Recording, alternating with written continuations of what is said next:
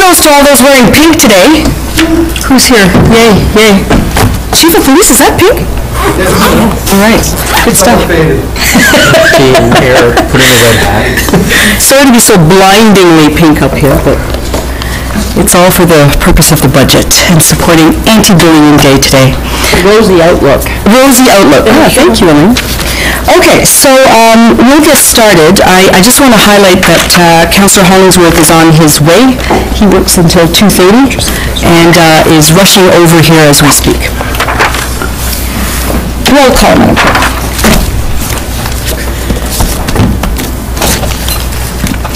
Mayor Benedict Clermont, présent. Councillors Claude McIntosh, Elaine McDonald, present. Sid Gardner, Catalina Barr, présent. Councillors Maurice Dupin, present. Glenn Grant, present. Todd Bennett, present. Justin Townsend, present. Eric Bergeron, present. Adoption of the agenda. Councillor Grant, Councillor Bennett, all in favor? Any disclosure of interest today? Yes, Councillor Bergeron? I've been named Executive Director of the Cornwall Innovation Center, so when that comes up in budget, I'll excuse myself, of course. Did you get that, Madam Clerk? Did, thank you. Congratulations, Councillor Bergeron. Committee of the Whole. Oh, sorry, another... Yes, Councillor Bach, sorry. Madam Mayor, I am the Executive Director of the Social Development Council, which is funded through the Social and Housing Services Department. So if that item specifically comes out through the Social and Housing Services Department, I will declare at that time and walk away. Okay. Thank you. Councillor Dupel. Thank you, Madam Mayor. So when we get to community partners, I'll declare a conflict with the request from Agape Centre as I'm chair of the board.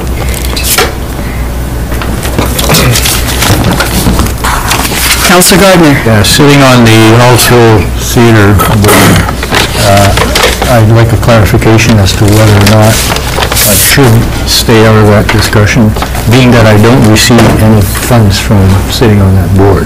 So my understanding is that that's your decision, Councillor Gardner, so you make that call. You've told us the issue and you decide if you want to recuse yourself from that conversation or not. Yep. Okay. Good for you. Is that fine, Madam Clerk? Any other Councillor Bennett, why not? Well, just on the same note, I sit on the board for the Arts Council, so while I also don't receive any funds or anything else for that group, but I do sit on the board. So you'll decide whether you want to participate in that conversation or not?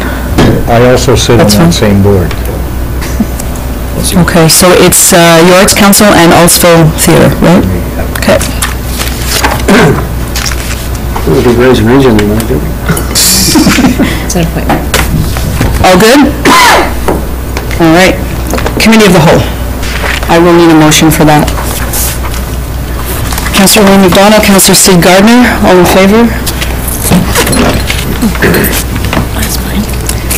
So, budget is pretty much the biggest and most important thing that we do as a council, and I'm looking forward to the conversation that we're going to have together and the debates. We have many capital projects. We're going to start with operations, but we have many capital projects on the list. If I feel that the debate or the questions are coming on a particular topic and might require a separate information session outside of the budget process, I will suggest that, because there are some things that may require more information in terms of, from a general perspective. It's our first budget as a new council, so there are things that might come up and that might indicate that we need to do further training on other topics. So I'll be mindful of that. We are going to try and push through till 5, at about 5. After that, we'll see where we are in the presentations. After 5, I'll start looking around to see when would be the best time to break, because we're going to have sandwiches coming in at that time from Riley's. And why not plug Riley's, eh? Riley's sandwiches coming in. And then we'll try and take a short break so we can get through as much as possible. So I don't foresee more than 25-30 minutes for a break, and then we'll push through till we can. Is that okay with council? Yeah. Sounds good? Okay. So I'm going to turn it over to the CAO. She may want to make some comments, and then turn it over to the CFO. Thank you, Madam Mayor. Welcome, everybody. I would like to reiterate the same comments as the mayor. I would also like to acknowledge the efforts to get to where we are today. Between our city departments and our finance department, there's been a huge collaborative effort. The budget book this year does look, I think, very different from what we've presented in the past. I do believe that it is a document that reads very well, and we try to, more specifically when it gets into sections like capital, try to add more value and discussion and graphic images and pictures to try and help everybody understand the projects that we're looking at for 2019. So with that, thank you, Madam Mayor, and I also want to acknowledge the efforts of our departments. So I think with that, we can move forward. Ms. Bailey.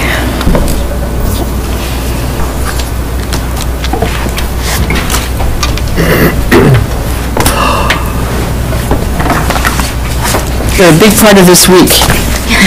We're happy that you're well. Actually, I probably have 1 hour and then it's the rest of the group.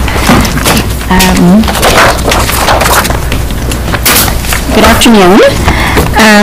Maybe first of all, we do have a couple of changes in our book. You've received an envelope today that has 3 pages that we would like you to change out. On page 04, at the bottom, we hadn't listed all of the fees, so that correction was made. On page 06, the commentary under taxation was changed. These are just minor changes. I'm sure that it's nothing that we need to go over in detail. And on page S3, the roll-up for economic development was closed, a few of those lines, so we opened it up. Councilor Towndale?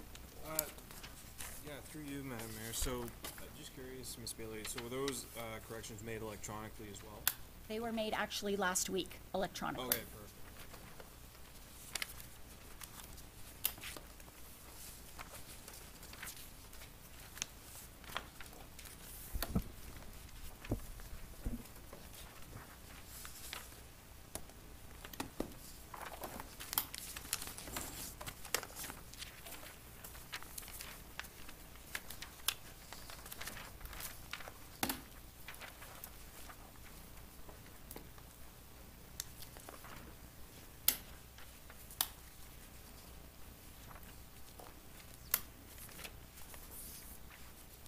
All done?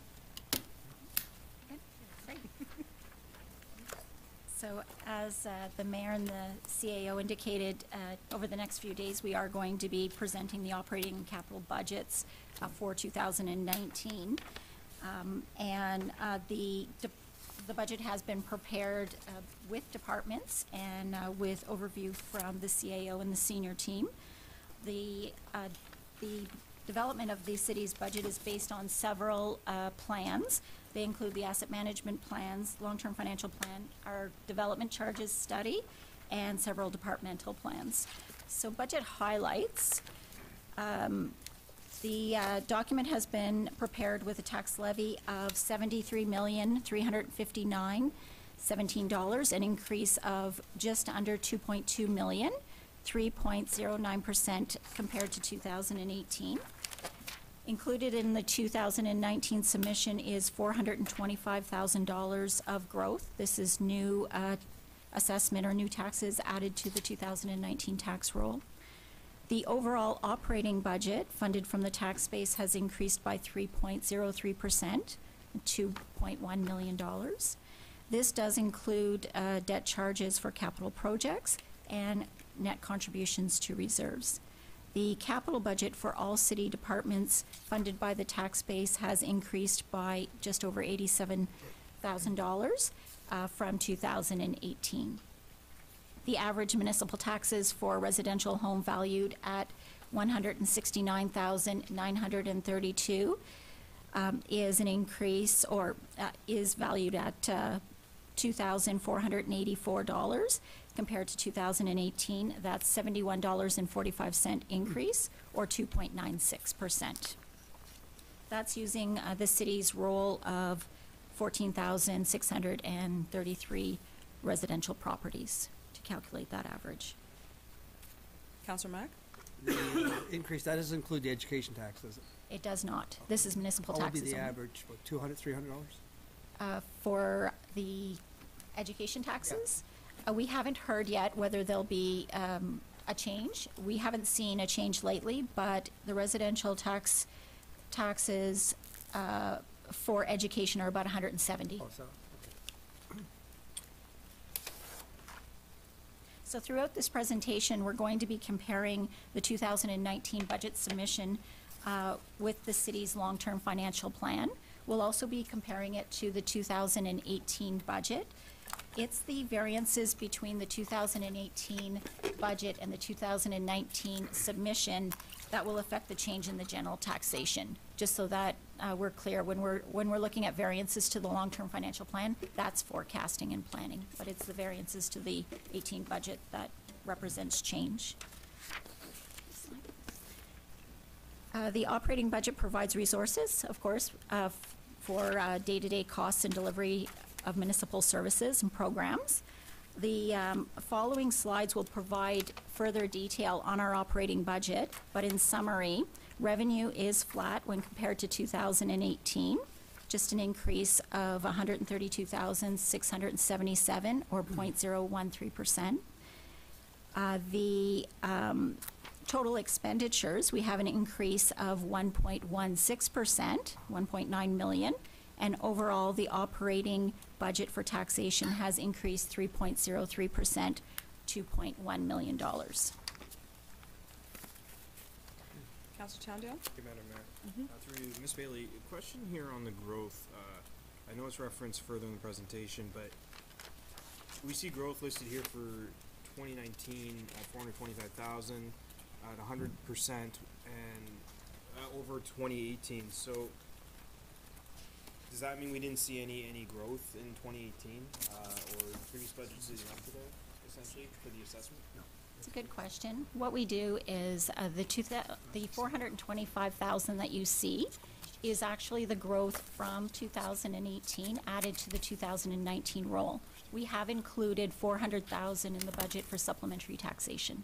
Okay, so would it be safe to say that in the line under 2018 that would have included the number from 2017? We roll that into taxation once it's realized on our tax roll. Okay, thank you.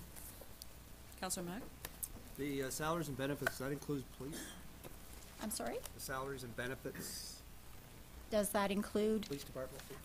These numbers include police services. Okay, so the 60, Actually, police services have its own line. So overall, police services, if you notice as part of I know total that expenditures, Yep. Okay. we roll police services into one line. Okay. Welcome, Counselor Hollingsworth. So, you see where we are?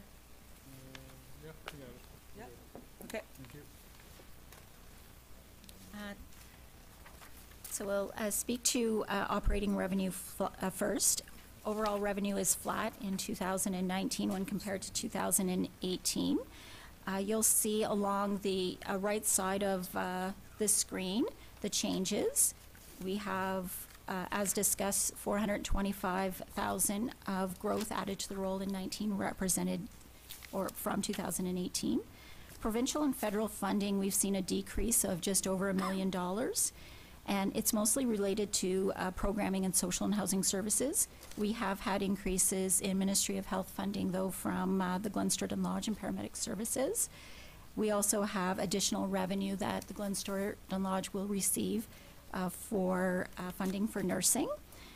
We have funding for provincial gas tax that has gone up $52,000 and a decrease in social housing of $116,000. We're seeing an increase in other municipalities by $582,000. That's related to our services for shared services, which is paramedic services, social and housing services, and the Glen Sturton Lodge.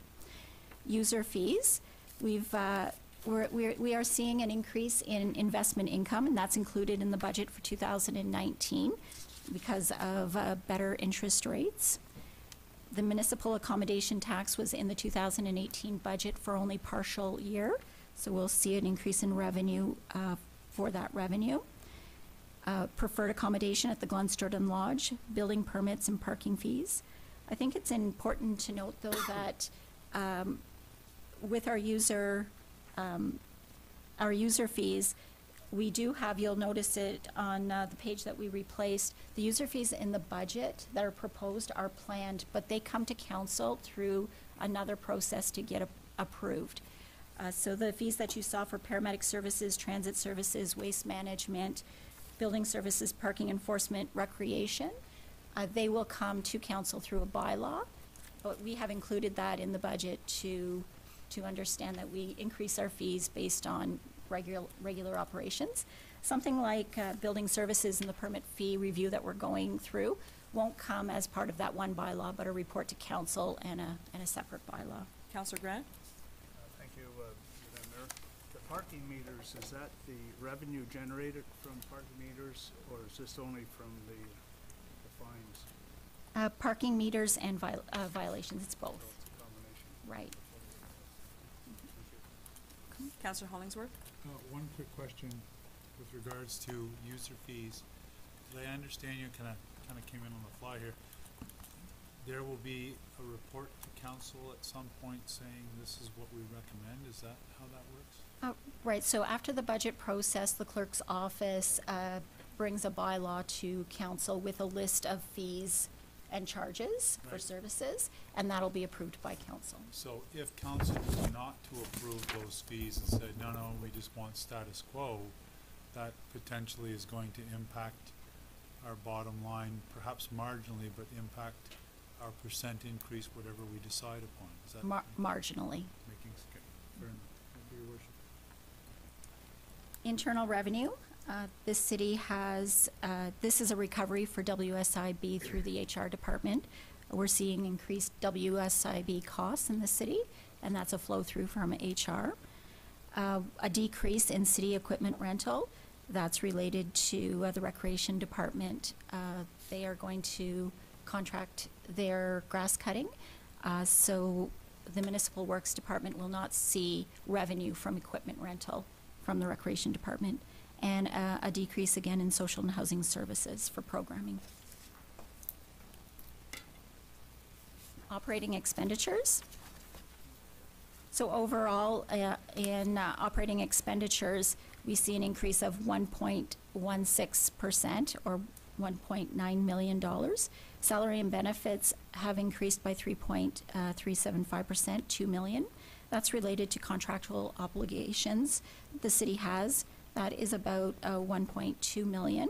Part-time salaries for increased hours, about $255,000, and benefit increases of $581. Purchase of goods have increased by 3% or $266,000. That's related to fuel and utilities. So fuel increased about $164,000 and utilities $136,000. The city is budgeting $1.10 per liter of fuel this year. On average through 2018, we paid $1.05. Services and rents decrease of $2.5 million or $1 million. There's an increase in contracted services in solid waste management and in recreation, but a decrease in social and housing services for programming, and that's why we see an overall decrease. But solid waste management did have an increase in their contracted services of about $637,000, and recreation for $306,000. Councillor Hollingsworth? Just a quick question. With regards to fuel, do we base it on kind of a rolling average over a 5-year average, or do we just try to pigeonhole it? We work with the municipal works department and the transit department to try to forecast that. It's very difficult. It is wicked difficult, I'm sure. Yes. So recently, we've seen very positive fuel prices, but through 2018, it did average about $1.05. Have you ever considered going with a rolling average? Like, I know with snow removal is, what, a 5-year average, and then some years better or worse, and we just kind of have we ever debated that, or we just sort of try to figure out where the trend's going and hope? We figure where the trend's going, and if you'd like further information, maybe Mr. St. Marseille can answer, but we do the best that we can. Hey, listen, no begrudging, I'm just curious to see how it works, that's all. Long-term debt increase of 8.98% or $320,000. And we'll review long-term debt later in the presentation. Police Services had submitted their budget with an increase of 1.99% or $372,000. So operating expenses overall, an increase of 1.16%.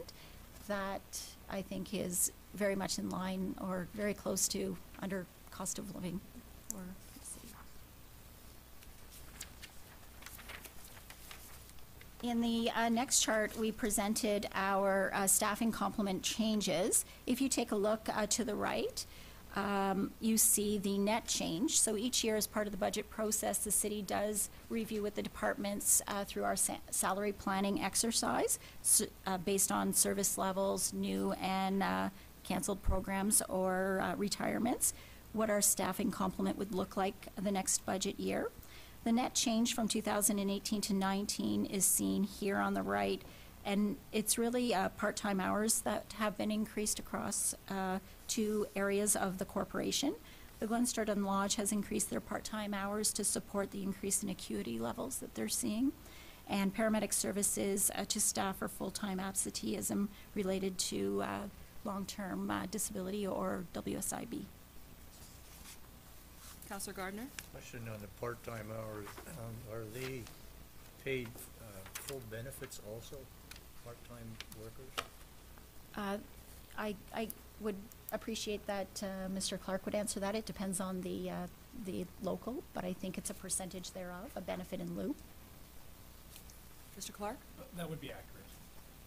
So yes, okay, thank you. Councillor McDonald? We can go back to that last.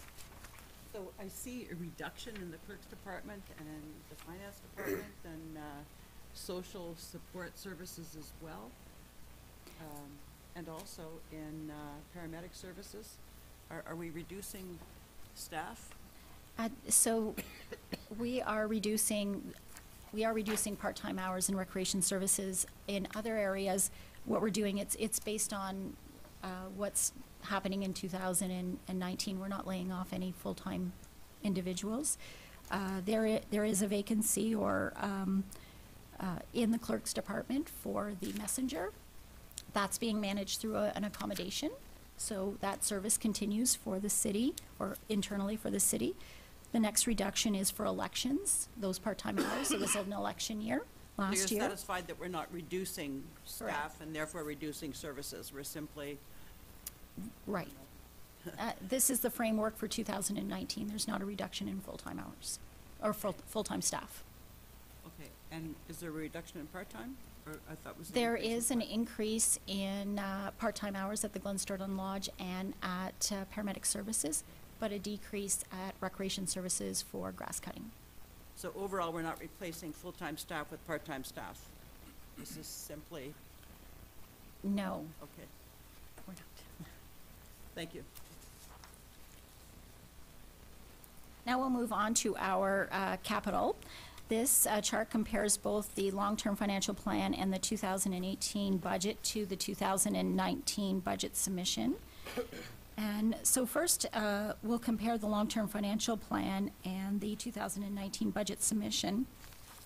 If you take a look in your book at page C2, we're comparing the 25.6 million gross capital with 22.2 million. So there's a reduction there in capital. And this, oh, thank you, Justin.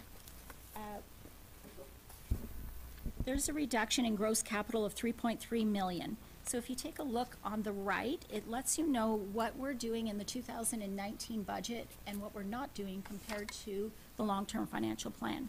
In the long-term financial plan, we had soccer fields in this year. We had transportation, environmental reduction, and ITT. And so those are in the long-term financial plan, but not included in the budget submission. The, what's included in the budget submission but wasn't in the long-term financial plan is the fire station, Phase 1, the bike path retaining wall for $1 million, recreation facilities, capital works for $690, and our arts center for $300,000, and that's the design work. So you'll hear about those capital projects when we go to review our capital section. And so we wanted to let you know exactly what was in the plan and now what has changed. So those are the few items that have changed from our long-term financial plan. Councillor Bergeron? Can you walk us through how that plan changes? How it changes year to year? Who makes the decisions for that plan to change? That would be done by administration through the CAO's office. So the plan itself we started it in 2016, and our base year is 2017. 18 was our first year, so this is our second year on the plan. So what was happening 2 and 3 years ago, some projects we will push out because we don't have to do them right away. Other projects we'll pull in. At the end of the day, what we'd like to do overall is still balance with the long-term financial plan in what we need to do. And balancing to the long-term financial plan means that we're coming in where we want to for reserves, for debt level, and the capital works we need to do. Continue. And so the reason Yes. the long-term financial plan doesn't come back to council is that the decisions we make in the budget will affect it ultimately, correct? That's correct. I will add, though, that the changes there are based on conversations that have been had around the council table. Yeah. Just so it's not it's not disconnected from Process council. than, I'm curious. Okay, thank you.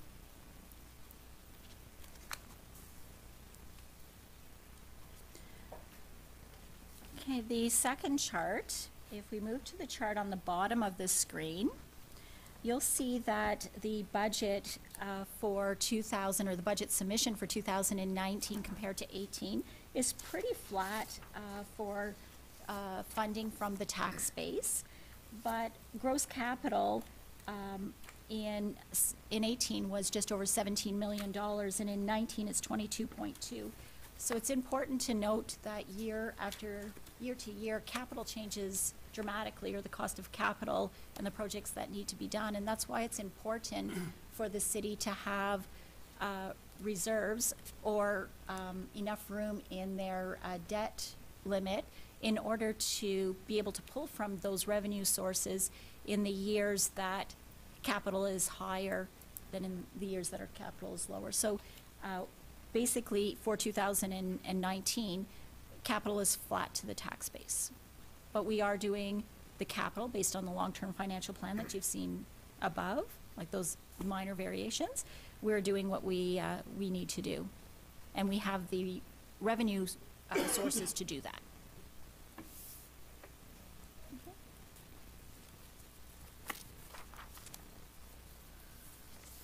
The next slide compares the variation to the submission of a 2019 submission to the, one more slide. Perfect, thank you. It compares the 2019 submission to the long-term financial plan. You'll see overall that the net change to the levy is $24,875,000. So we're right on our long-term financial plan. There is a variance between the operating and the capital, and that's what the city does in order to balance its annual budget. So we'll take a look at the operating costs. Are above the plan for salaries, the operating costs, yes, salaries and benefits, 1.8 million or 2.36%. Purchase of goods, just over 500,000, and services and rents, 1.9 million.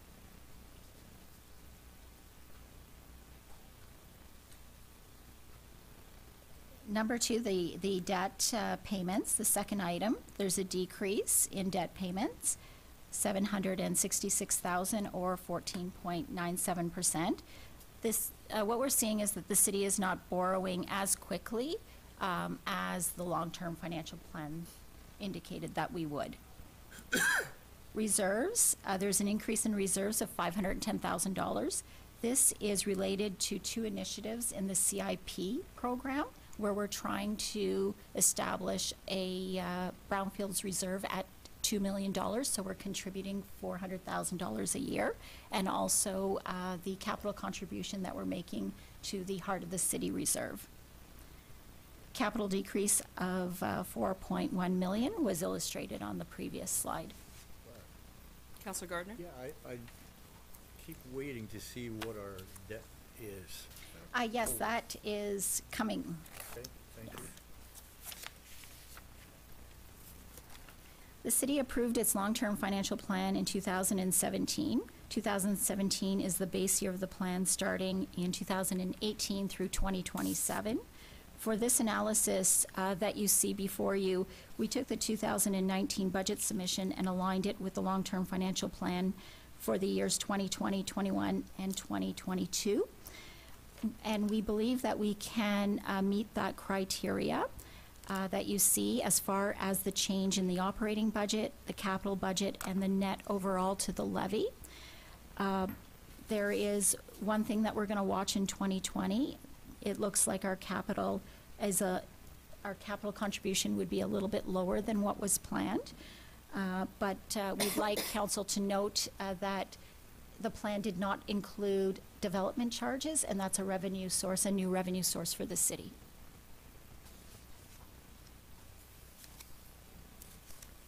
So, may I ask a question, Ms. Bailey? Why am I asking myself that? Still getting used to this. The long-term financial plan, so that we can flatten that as we go forward if things are to come up and we want to change the forecast for 21, 22, we can do that at any point in time. Is that correct? Or how would we do that? The long-term financial plan is a tool that we use in order to reach goals in the future, to have the reserves we need when we need it, to have the available space in debt if there's an opportunity that we would need to borrow for something, that we have that room. So this is just one tool that we use. We're following this plan, or we're comparing ourselves to this plan, so that in the year 2020, 21, and 27, we're where we need to be in order to be sustainable, financially sustainable.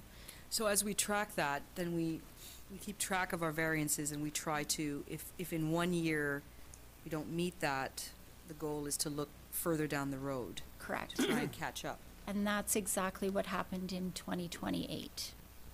Sorry, 2018. 2018. Can you just give a bit more detail about that? The base year in 2017 was a little low when it was approved compared to the long-term financial plan. And through the 2018 budget process, we were able to make up some of that. And so the 2019 budget is right on.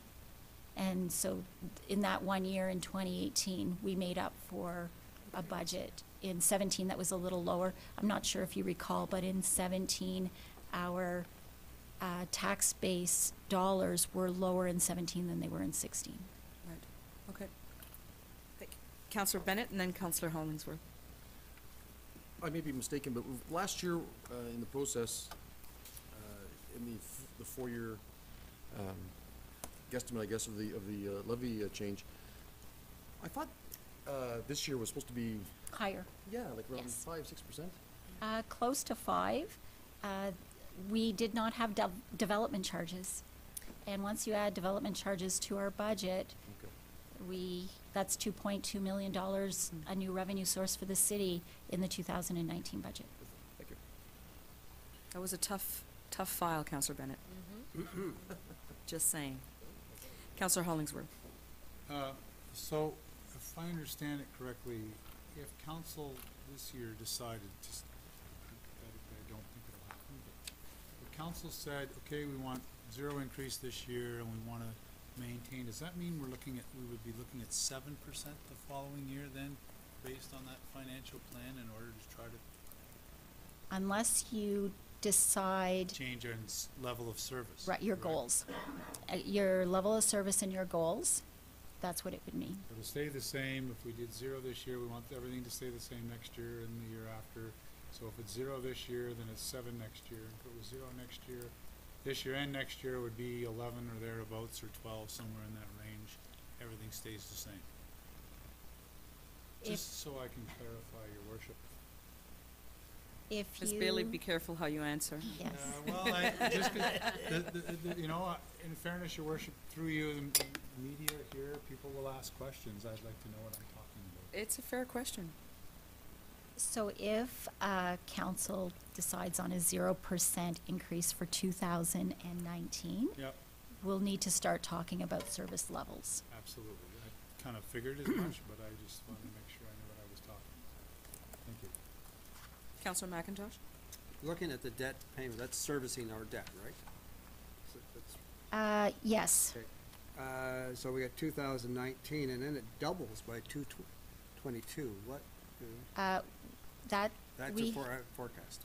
Yes, so it's because we will have been, we'll be borrowing for 2019 and 20 projects, larger projects. Yeah. So you'll see that. We have about 3 slides on debt, 2 or 3 slides, they're coming. Okay. Asset management is the municipality's plan for how to manage municipal infrastructure in order to provide services to residents and other users in a way that meets their expectations and is financially sustainable into the future.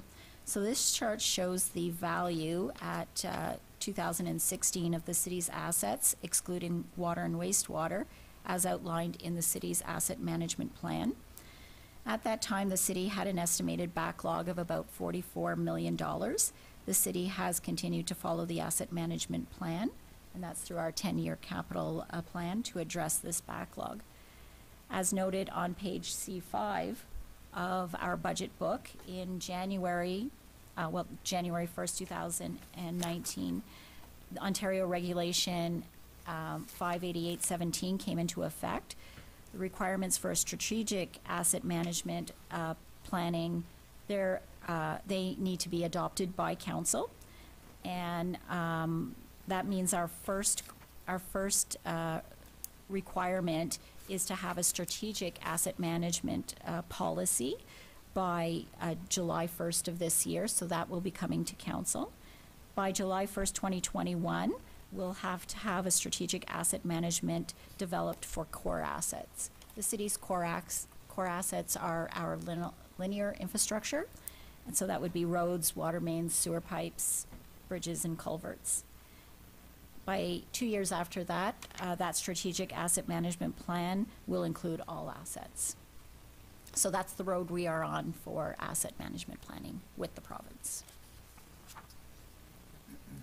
Our first slide on debt. So this slide shows the annual principal and interest payments for 2019.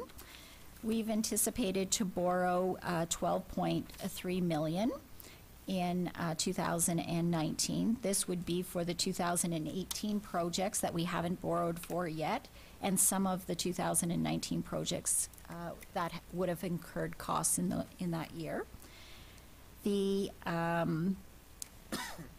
manage the city's debt, we follow the recommendations from the long-term financial plan that sets a maximum annual repayment limit of 10% of the city's net own source revenues, so approximately $10.7 million in interest and principal per year. The city, if you see on this chart, we have annual estimated payments in 2019, if you add principal and interest together, of about $6.0 million. The city has been borrowing at an average or blended interest rate of about 2.73%.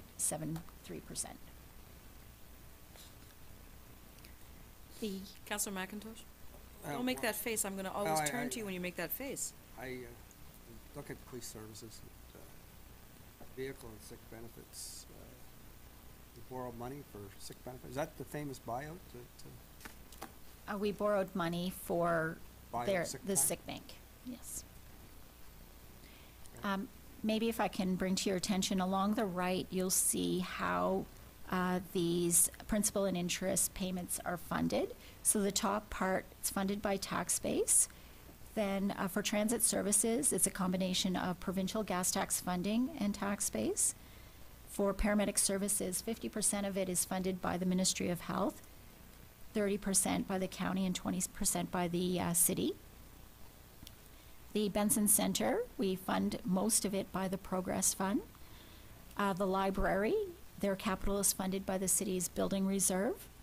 And the secondary wastewater treatment plant, Brookdale North, and our Blueprint initiatives are funded by wastewater billings. So not everything, not the entire $6 million is funded by tax-based funding. Councillor Gardner? Are you including the $7 million or so that it's going to cost us to run sewer and water across 401? Is that included in that, or is that in our debt, but is that coming? It's coming, but the project for Brookdale North, the city is only one part of that. So there's many benefiting property owners that will share in the cost of that $7 million. So will the delivery charges, or not delivery charges? Development. The development charges, thank you, will cover most of that, or is there any other, another way of funding that? It's covered by two sources, and that is the Municipal Act charge for properties that are already developed, and development charges for properties that will be developed. Will that cover the $7 million? It will cover a portion of the $7 million to those benefiting property owners, but the city has a benefit as well, and there's also a future benefit that cannot be charged to those property owners. The city would be responsible for that. That is it's under $2 million, maybe $1.5 million. So would further development then help to offset that debt? Further development that's specific to that area. So if they become a benefiting property owner, Right. then we can use it for that. But if they're not, we don't. Okay, thanks. Long-term debt, this slide compares the forecasted debt based on current borrowing compared to the long-term financial plan. The city is not borrowing, as we said, as fast as the long-term financial plan, but we are borrowing based on the plan. So if the plan said that we're going to borrow for this project, we are borrowing for it. We're just not borrowing as fast. So that's why you see the blue bar a little bit lower than the red bar. It's more about timing. In the 2019 budget, there are two projects, though, that we are recommending to be funded, to be financed, and that's the traffic signal upgrades for $300,000 and the pole replacement for $100,000. By 2019, we were hoping that those projects would be on the tax base or through reserves, but we're going to suggest one more year of borrowing in order to keep the tax rate at a reasonable level. The long-term, the LTD exceeds the long-term financial plan in 2022. You'll see that the blue bar is greater than the red bar. The reason for that is the Arts Center project in the long-term financial plan was planned for 2025, but we're moving that up. And the new fire station had an amount in the long-term financial plan of $5 million within a revised estimate of $8.7 million. Over the Councillor Towndale, sorry. Thank you, Madam Mayor. Through you, this might be a question for the fire chief, but what accounts for the revised estimate cost, $3.7 million? It's almost doubled. I believe that the fire chief, maybe he can answer now, but he will speak to it to his, it's a capital project in this year's budget. One of the financial policy Did you want to address it, Chief Wazin? I'm ready to, but if we want to wait till my presentation, then we can do that as well. Yeah, okay. Okay. one of the financial policy recommendations from the long-term financial plan is that over the 10-year planned period, the city would shift capital funding from debt financing to reserve funding based on life cycle costing. The city's goal would be to be in a financial state where debt financing is a last resort tool and normally or preferably used for just one-time large projects.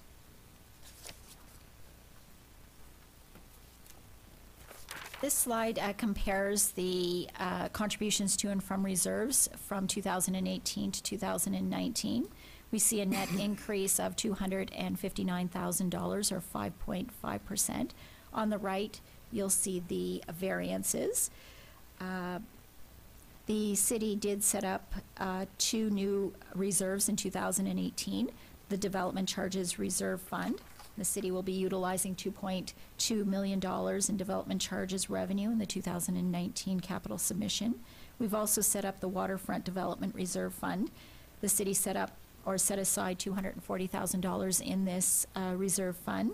It was unspent capital dollars so that it could pursue grant initiatives for upgrades or redevelopment to Point Maline. So reserve and reserve funds are a critical component of the city's long-term financial planning. In the budget book, there is a section that details our reserve and reserve funds for the city. Any questions? This slide compares the city's operating capital and restricted reserves to the long-term financial plan. So the blue again is what we have, and the red is the long-term financial plan. Financial numbers for these charts are on page R-4 of your budget book. The first chart, operating reserves to the long-term financial plan. The city's reserves are greater than the long-term financial plan for the most part because of the tax stabilization reserve. The city currently has a budget or a balance of $2.2 million in that reserve, and that is not included in the long-term financial plan. So those monies are set aside for tax refund. The middle chart, total capital reserves are below the long-term financial plan by $2.1 million. This is due to the land reserve. The city purchased land in the business park that we haven't sold yet, but once we do, then our capital reserves will be in line with our long-term financial plan. And the last chart, restricted reserves, it's over the long-term financial plan by $2.3 million. A few reasons were already mentioned, and that's the Brownfield Reserve. We are trying to achieve a balance of $2 million. So there's contributions being made to the Brownfield Reserve that were not part of the long-term financial plan. The reserve for the waterfront development and also WSIB for future liabilities is higher in 2019 than what we thought it would be based on our long-term financial plan, but still below its target balance.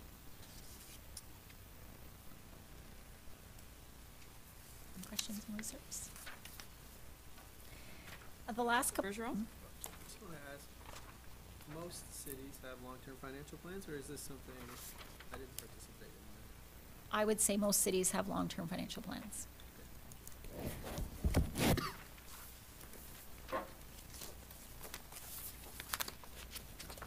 The next couple of slides are specific to city and community partners. We just wanted to make a couple of notes that we had 2 changes compared to two requests compared to what was in the 2019 budget submission. The airport is budgeted flat at $70,000 and is requesting $80,000, and the Seaway Seniors Citizens Club was also budgeted flat, but it's requesting $32,500 instead of $30,000. So in a couple of days, when we get to community partners, that may be a discussion that council would like to have. Councillor Towndale, you have that face. Yeah, thanks, sorry, Madam Mayor. No, it's you all have the same face when you have a question. You scrunch it up. Well, I just like clarification because on this slide it says SD&G Historical Society, but Ms. Bailey, you said the airport. Can you just confirm that, please? Oh, I apologize. That is the airport. The slide needs to be corrected. Right? Oh, 1 second. I apologize. The slide is right. So I'll let you know what's happening with the airport, though, because the airport is one that we did not receive a budget submission for the airport. We have included in the 2019 submission 85% of the 2018 municipal portion. Okay, so now I'm scrunching up my face. Okay. Why don't we have the airport budget? We haven't received it yet from the airport. Is that the way it usually is at this time? We normally have it by now. Madam CAO? Through you, Madam Mayor, I believe that also too, there have been recent appointments of council made to the Airport Commission, so I also would imagine that the Airport Commission likely needs to have a meeting to review their budget prior to submitting it to the municipality. So the assumptions that we've made is that based on the budget that we received last year, we're assuming 85% of that amount. And once so there is a potential that that number might change based on how the airport's submission comes through. Councillor McIntosh? If we pass this, and they haven't submitted a thing.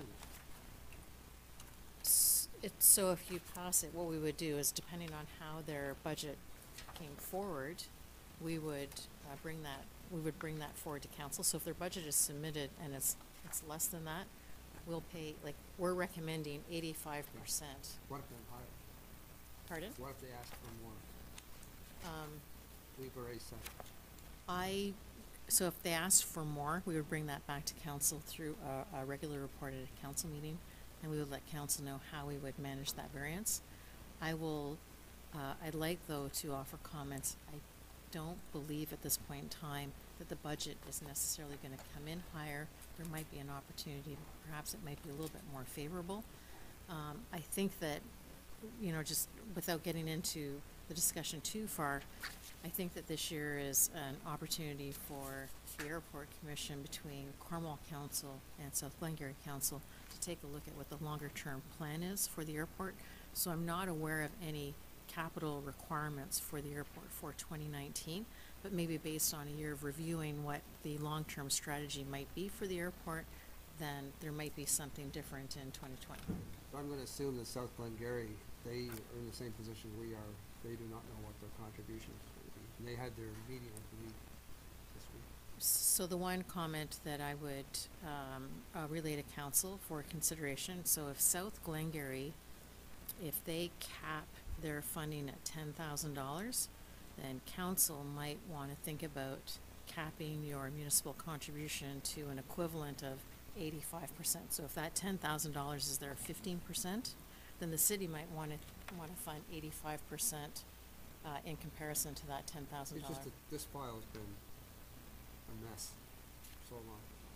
It has been. So 2019 needs to be a year where I think a review is done and maybe recommendations are being brought forth to both councils with respect to the future of the airport. I think we have to make a decision on this. Correct. This has been kicked around for 4 or 5 years now, maybe longer than that. Councillor Elaine McDonald. It's okay, think- Councillor Grant. I think Mrs. Adams just clarified what I was going to ask, so I assume just a yes or no will do, that this is the year where we look at the overall contract and we possibly make a change. Thank you. So I'll remind people that Councillors Towndale, Bergeron, and Hollingsworth are appointed to that, and they're fully aware that this is a critical year. Ms. Bailey. Just one quick question. Are the submissions not supposed to be in by October? Ms. Bailey? We do ask for submissions to be in by October. So we had people sitting on the board, yet the commission itself didn't find the time to prepare a budget for 2019? Okay, so we're going to move forward. Thank you. Thank you, Councillor Gardner. Know where I'm coming from. The next slide as part of the annual budget process, applications are received through the municipal grants program.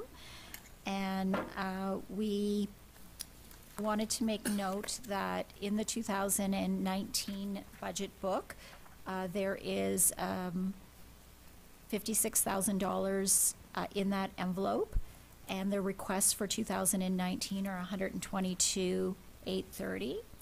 The request for city services and/or fees waived is estimated in 2019. Actually, we're going to change that number.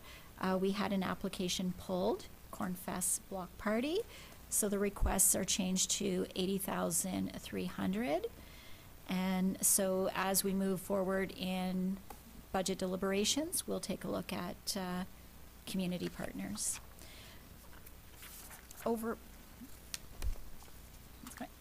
Overall, so that is the presentation for an overview of the 2019 budget submission.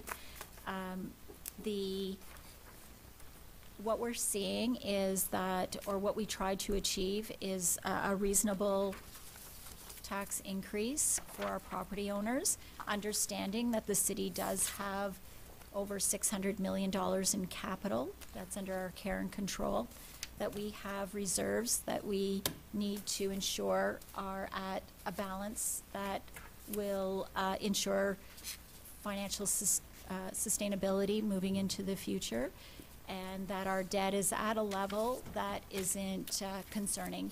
And so I think that we've looked at all of those factors and present you with the 2019 operating capital budgets at the taxing levy increase that you see.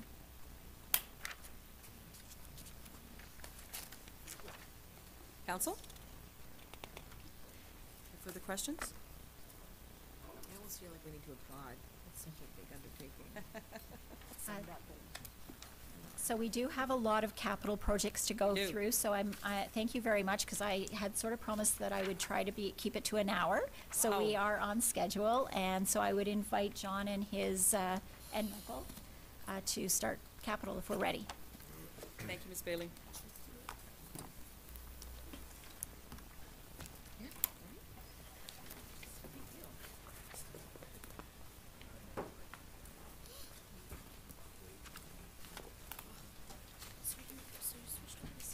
Yeah, everybody, since the trend was everybody wants to do that.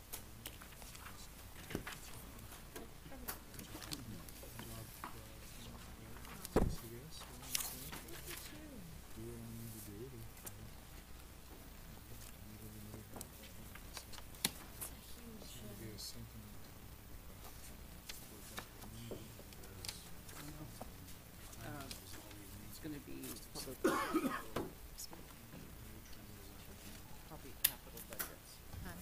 Perhaps, Madam Mayor, if I could just speak for a moment as we're heading into capital. We thought our approach for capital projects would be to go to the capital section of the budget book. Within the capital section, there is each department will have a list of their capital projects. They'll quickly run through those.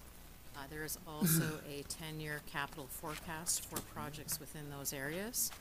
So what we would like to do through this exercise, some of these project sheets have been, I think, put together with a lot of good descriptor. So we'll kind of be sticking to the book as we work through that capital presentation. And I'll just ask, John, if I could just ask you and Michael, when you're referring, maybe refer to the page number, and council will know where we are. So welcome, Mr. Saint-Marseille. Mr. Fothrop, you're on. Thank you, Madam Mayor and members of council. It's a privilege and an honor to be back here again to speak about exciting projects that are in our domain. We'll be sequencing through our different departments, but certainly a big part of our infrastructure and capital plan is associated with the work under Mr. Fothrop's domain. I think it bears just repeating in terms of some of the things that our CFO, Mrs. Bailey, mentioned in terms of our plan.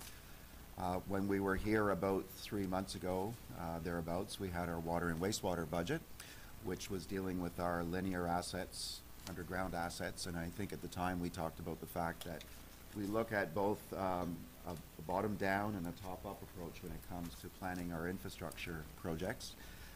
Today we're going to be talking more about those surface elements in terms of our assets. So the linear assets are buried, but they're not forgotten, the water mains and sewers. But it bears repeating that it's an integrated approach that Mr. Fothrop and our department has to look at in terms of, I referred to the Rubik's Cube in terms of integrating all those projects. So we have to make sure that those are all aligned in terms of our long-term financial plan, our asset management plan, that we look at a 10-year window. And we heard earlier about our levels of service. So it's very important that we integrate and balance all those against risk, the regulatory requirements that we have to follow as well, and then making sure that those assets are maintained or replaced or otherwise. So, and it's certainly better to be a proactive approach rather than reactive. Water main breaks are a good example of a reactive approach, and those are going to happen. But as much as possible through our long-term financial plan and asset management planning, if we can be in a more proactive mode and look at not only 10 years but even beyond, when we look at the life of the infrastructure, we're looking at 50 or 100 years of some of these assets. So we have linear assets that we'll talk about, which are roads and sidewalks. We'll talk about point assets, which are bridges and culverts and buildings. So that's some of the theme of the discussions that we'll hear about over the next few days. So I think with that, let's get into the details, and I'll turn things over to Mr. Fothrop to speak specifically about the capital projects. And I think we're starting on page C7, is that? That's correct.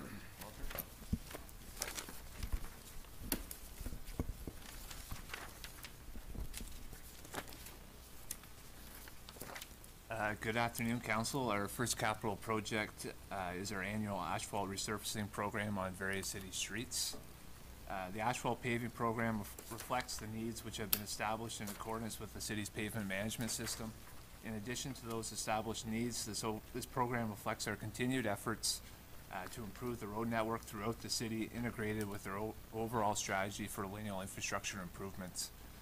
Based on MTO pavement design and rehabilitation methods, as well as the municipal road evaluation experience of city staff, it is recommended that the following pavement condition ratings, or PCRs, triggers be used in evaluation and selection of streets for asphalt resurfacing and rehabilitation. So for our arterial streets, we try not to allow PCRs to get below 70. For collector streets, we try not to allow PCRs to go below 60, and for local streets, the minimum is 50.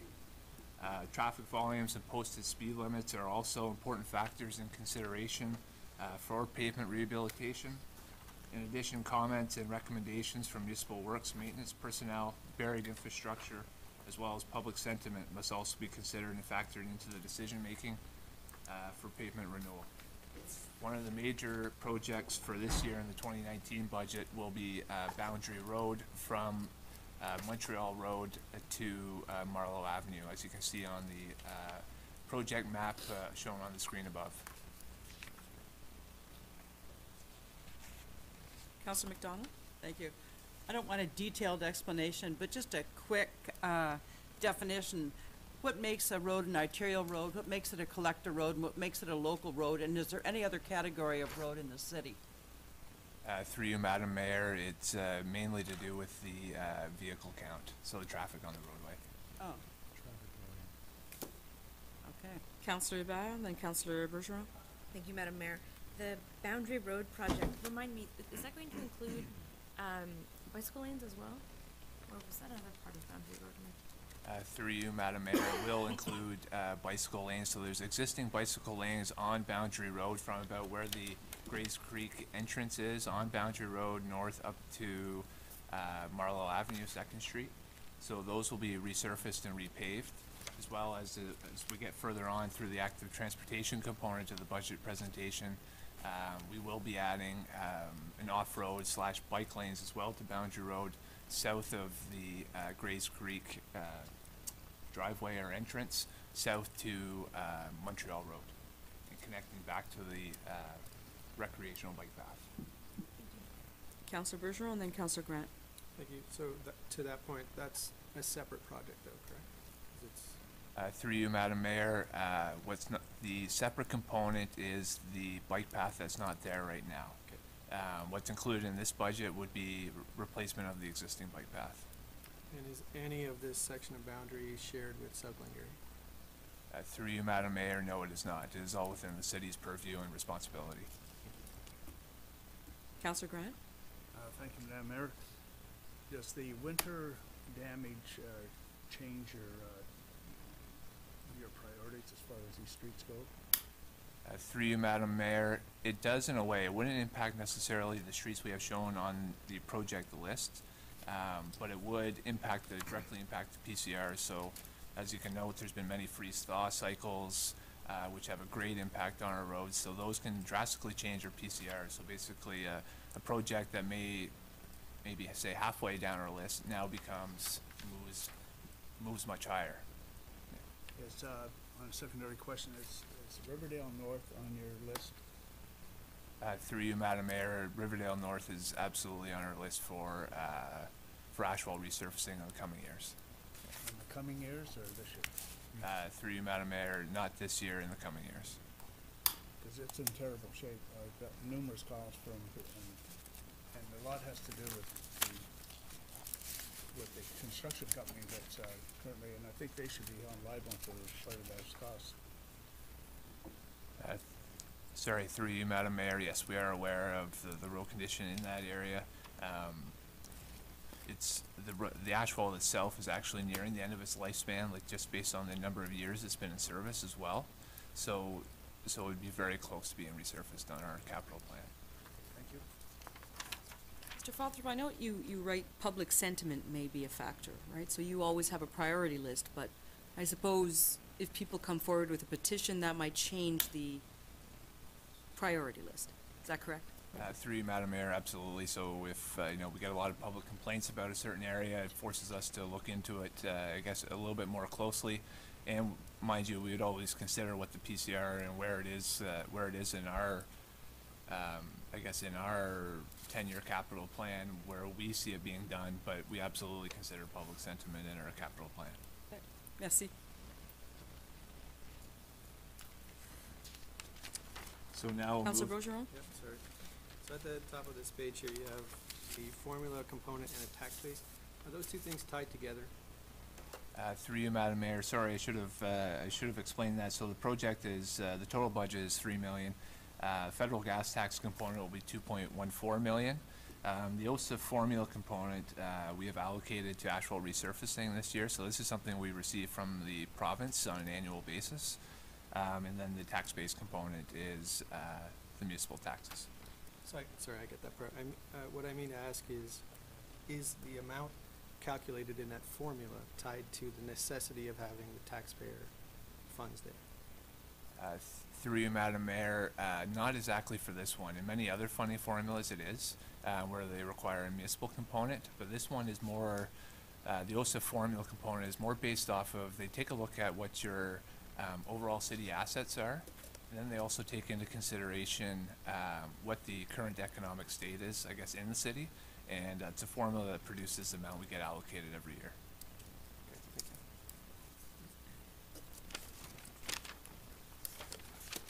So now we'll move to our next capital project on page C8. So our next project is a transportation capacity project, Nick Kneb Drive extension from Marlow Avenue to the industrial park or the business park. The city has undertaken several EAs and construction projects in the east end of the city in order to accommodate increased development and traffic volumes in the city, or in the east end of the city. Some of the projects are Nick Kneb Drive extension from 2nd Street to Marlow Avenue, which was constructed in 2009. Marlow Avenue widening and improvements environmental assessment from Marlborough Street to Glenview Boulevard. The EA was completed in 2012. Industrial Park Drive extension, one of the phases of the industrial park construction was completed in 2012. The Cornwall Business Park Transportation Master Plan The EA was completed in 2013, and Marlowe Avenue widening at 9th Street construction was completed in 2017. The project will provide for the extension of Nick Kneb Drive from Marlowe Avenue north to the 10th Street Virginia Drive intersection and provide an additional north-south link for all modes of transportation in the eastern portion of the city. The EA for this project was undertaken in 2013 and completed in March 2014. The extension will provide critical arterial road relief and redundancy for the McConnell Avenue and 9th Street intersection, as well as providing emergency vehicles with quick access to the business park. Councillor Hollingsworth? Not so much a question, just a quick comment, Your Worship. I think relief for traffic in that area is long overdue. So that's one that I wouldn't consider discussing.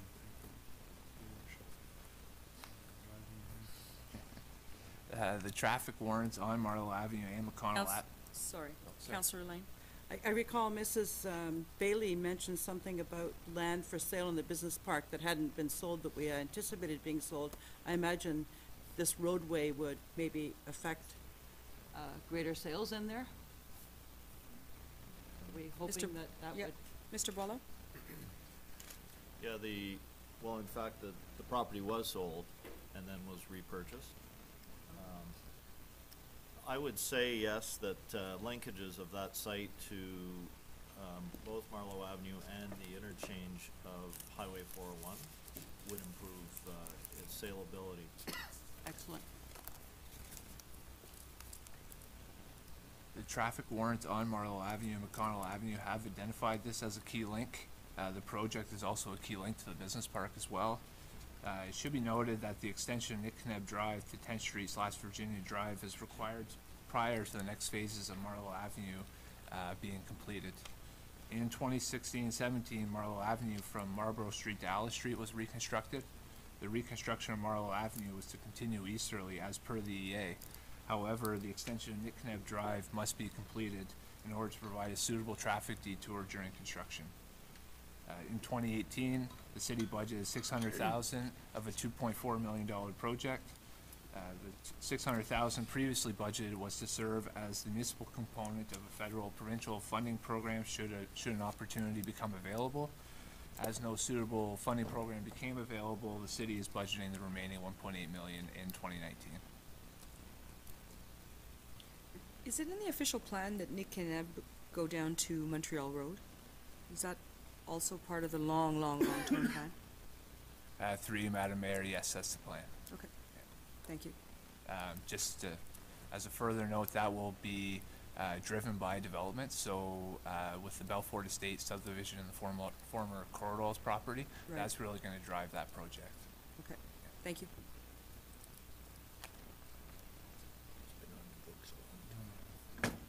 You're good, Mr. Father.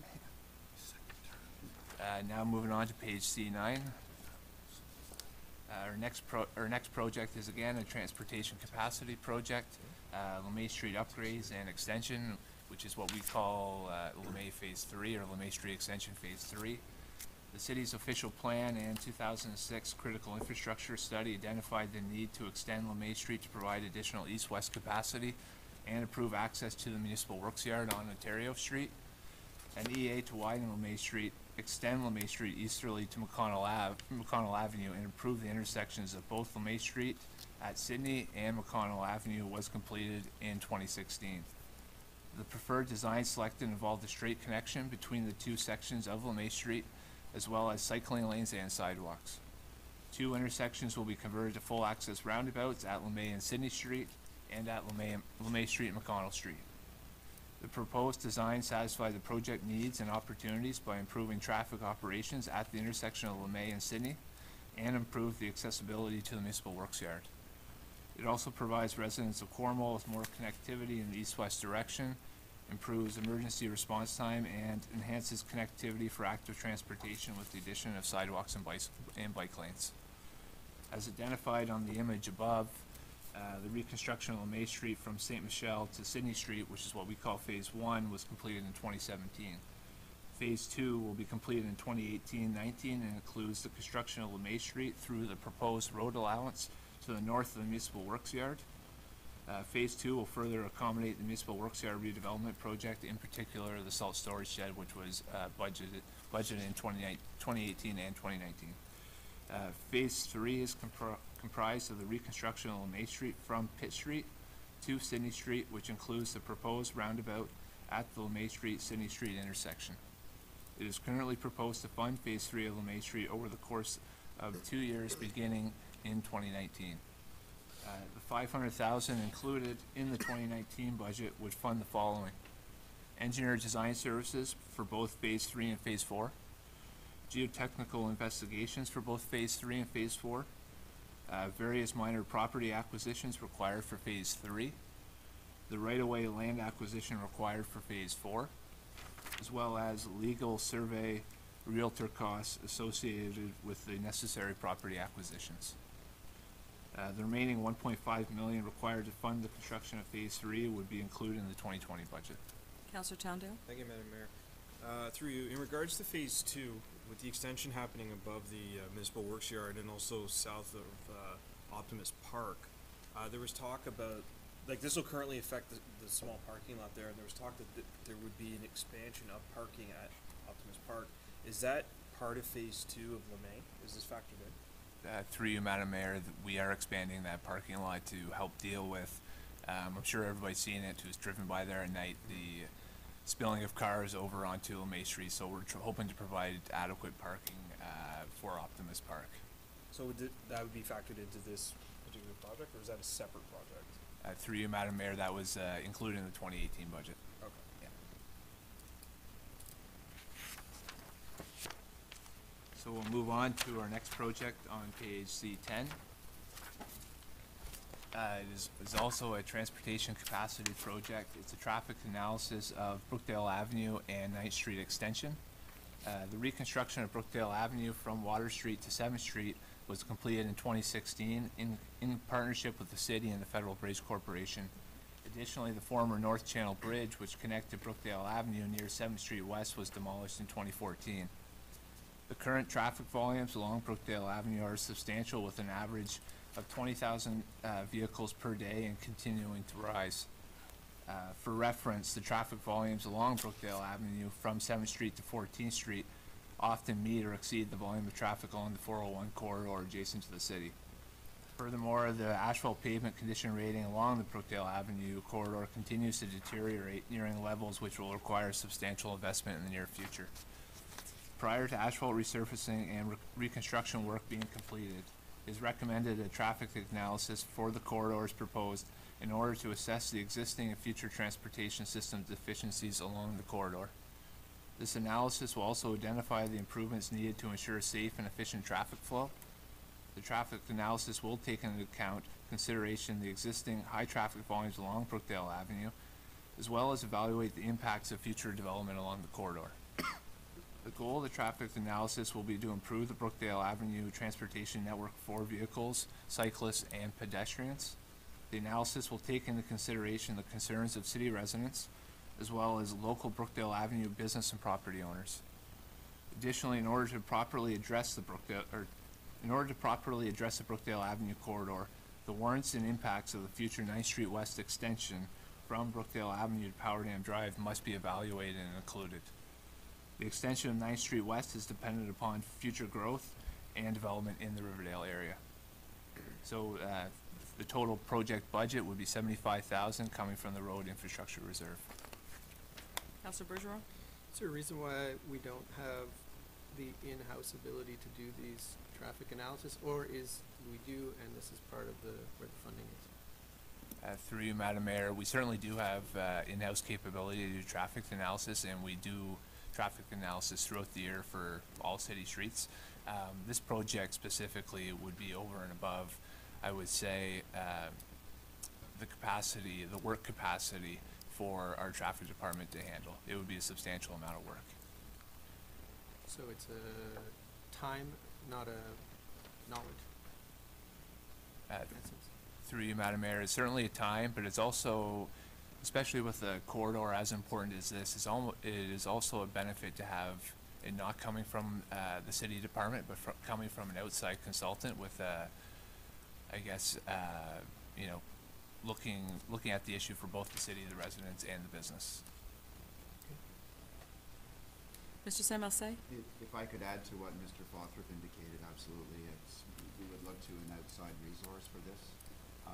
The other thing that we want to be able to ensure that if there's an opportunity for funding through the Ministry of Transportation Ontario, or it's called Connecting Links, currently that funding does not exist, but because this is part of the provincial highway corridor, this network, because it joins Provincial Highway 138 to an international crossing, there could be an opportunity, the city has used it previously, and there could be an opportunity in the future. So it makes sense as well for the province to look more favorably on an application if we've had some additional external input, if I could say that, on this evaluation. Councillor Hollingsworth? Good question, Your Worship. Well, these, in terms of the Ninth Street extension that you've got sketched in there, what kind of number would we be looking at if we were going to develop that? I mean, based on, and I realize I'm ballparking here, and it's not like I'm going to say, you told us to, like, don't panic. Through you, Madam Mayor, I certainly could not put a number on it at this time. A large portion of Ninth Street extension will actually be driven by developers again. With development going on in the Riverdale area, they will be, I guess the developer would be responsible for a portion of the Ninth Street West extension. Part of this assignment would be to tell us when do we expect traffic volumes and development to warrant Ninth Street extension.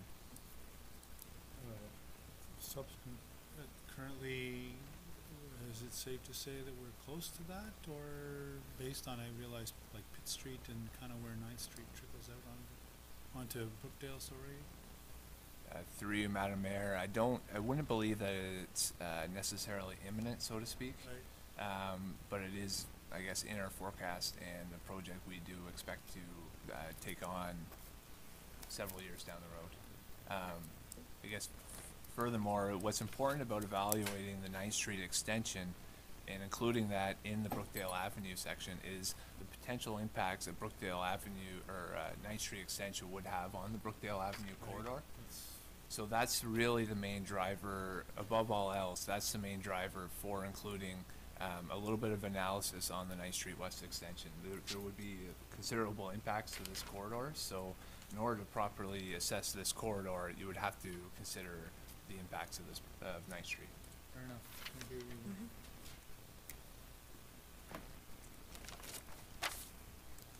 So we'll move on to our next project on page C11. This project is our annual Centertown, Water Street, Montreal Road intersection. Working with the DBIA in the heart of the city. Heart of the City has initiated a Centertown streetscape revitalization strategy and implementation plan with assistance from EDA collaboration together with Sierra Planning and Management. The objective of this plan was to provide aesthetic and functional links between Le Village and the downtown areas.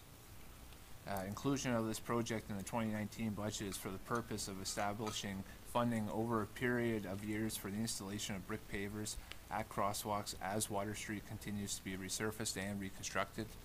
In 2018, the city utilized the accumulated funds in the account to fund crosswalks installed at the Water Street and Pitt Street intersections and the Water Street and Sydney Street intersection.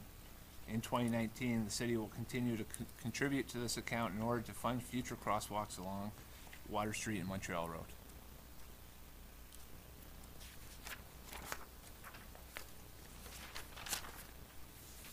We'll move on to our next project on page C12. The next project is a culvert replacement project, Fly Creek at Mac Drive. The biannual structure inspections are undertaken to evaluate the condition of bridges, large culverts, and retaining walls.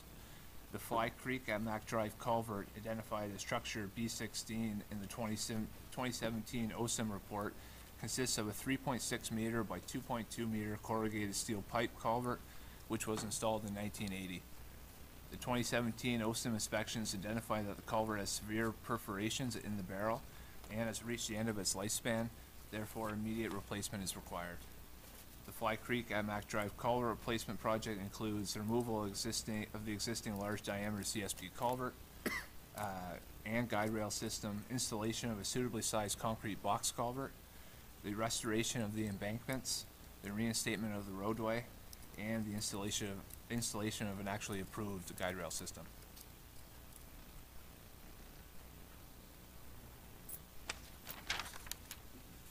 We'll move on to the next project, C13, which is small diameter culvert replacements. The city has several locations in which small diameter culvert, or CSP culverts ranging from 400 millimeter diameter to 900 millimeter diameter are in need of replacement. These culverts are typically located in road corridors that have been constructed to rural road standards with roadside ditches and culverts. The replacement of these culverts will occur in various locations throughout the city. The small diameter culvert replacement priorities are as follows: a 900 millimeter diameter CSP culvert on 2nd Street between Anderson Drive and Billington Drive, a 600 millimeter diameter CSP culvert on Loyalist Street between Campbell and Education, a 900 millimeter diameter CSP culvert on Service Road between McConnell and Boundary Road, as well as the 600 millimeter diameter CSP culvert on Cornwall Center between Brookdale and Northdale Drive. Although the photos shown on the capital sheet are not from the city, they are meant to demonstrate the potential catastrophic impact should small diameter culverts not be maintained or replaced. Councillor Grant? Councillor Grant? Thank you, Madam Mayor. What's the life expectancy of these culverts? Through you, Madam Mayor, it really depends on a number of factors, and it's hard to exactly give you concrete ones, but often a basic CSP that's galvanized in, I would say, regular soil could range from 25 to 40 years, while if you go with a lined, which is a polymer lined culvert, which is more expensive, it will give you additional lifespan, which could be, I would say, 50 to 75 years. And then when you go into the concrete box culverts for the larger size, they can be upwards of about 75 to 100. There's numerous factors involved. It depends on, I guess, the amount of cover, the traffic, the vehicle count, the aggressiveness of the soil actually that causes corrosion.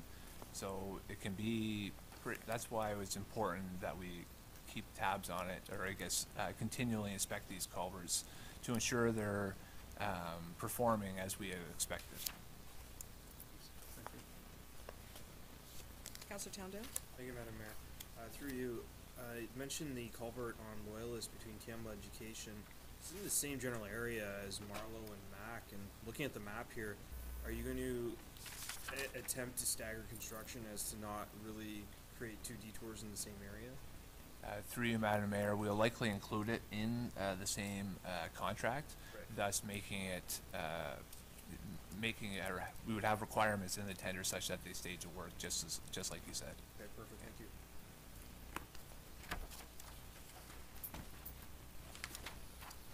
Those pictures are super helpful. I like that. Thank you. Although I will say that Transit gets the prize for the best pics, but we're not there yet. Just a quick question. Councillor Gardner? I know we do some relining of some pipes. These things can't be done that way. You can't inline them.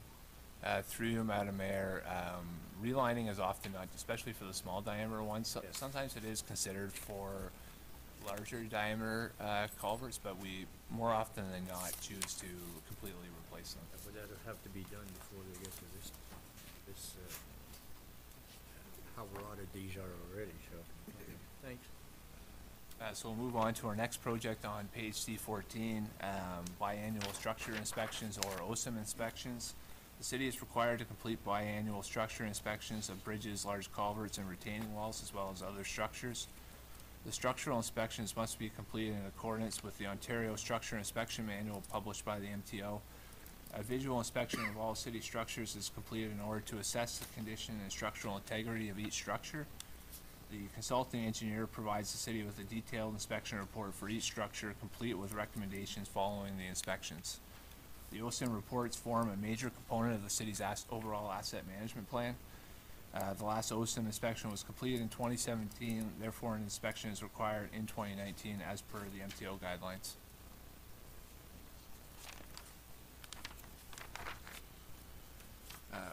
The next project we'll move on to is our active transportation projects, the sidewalk infrastructure component.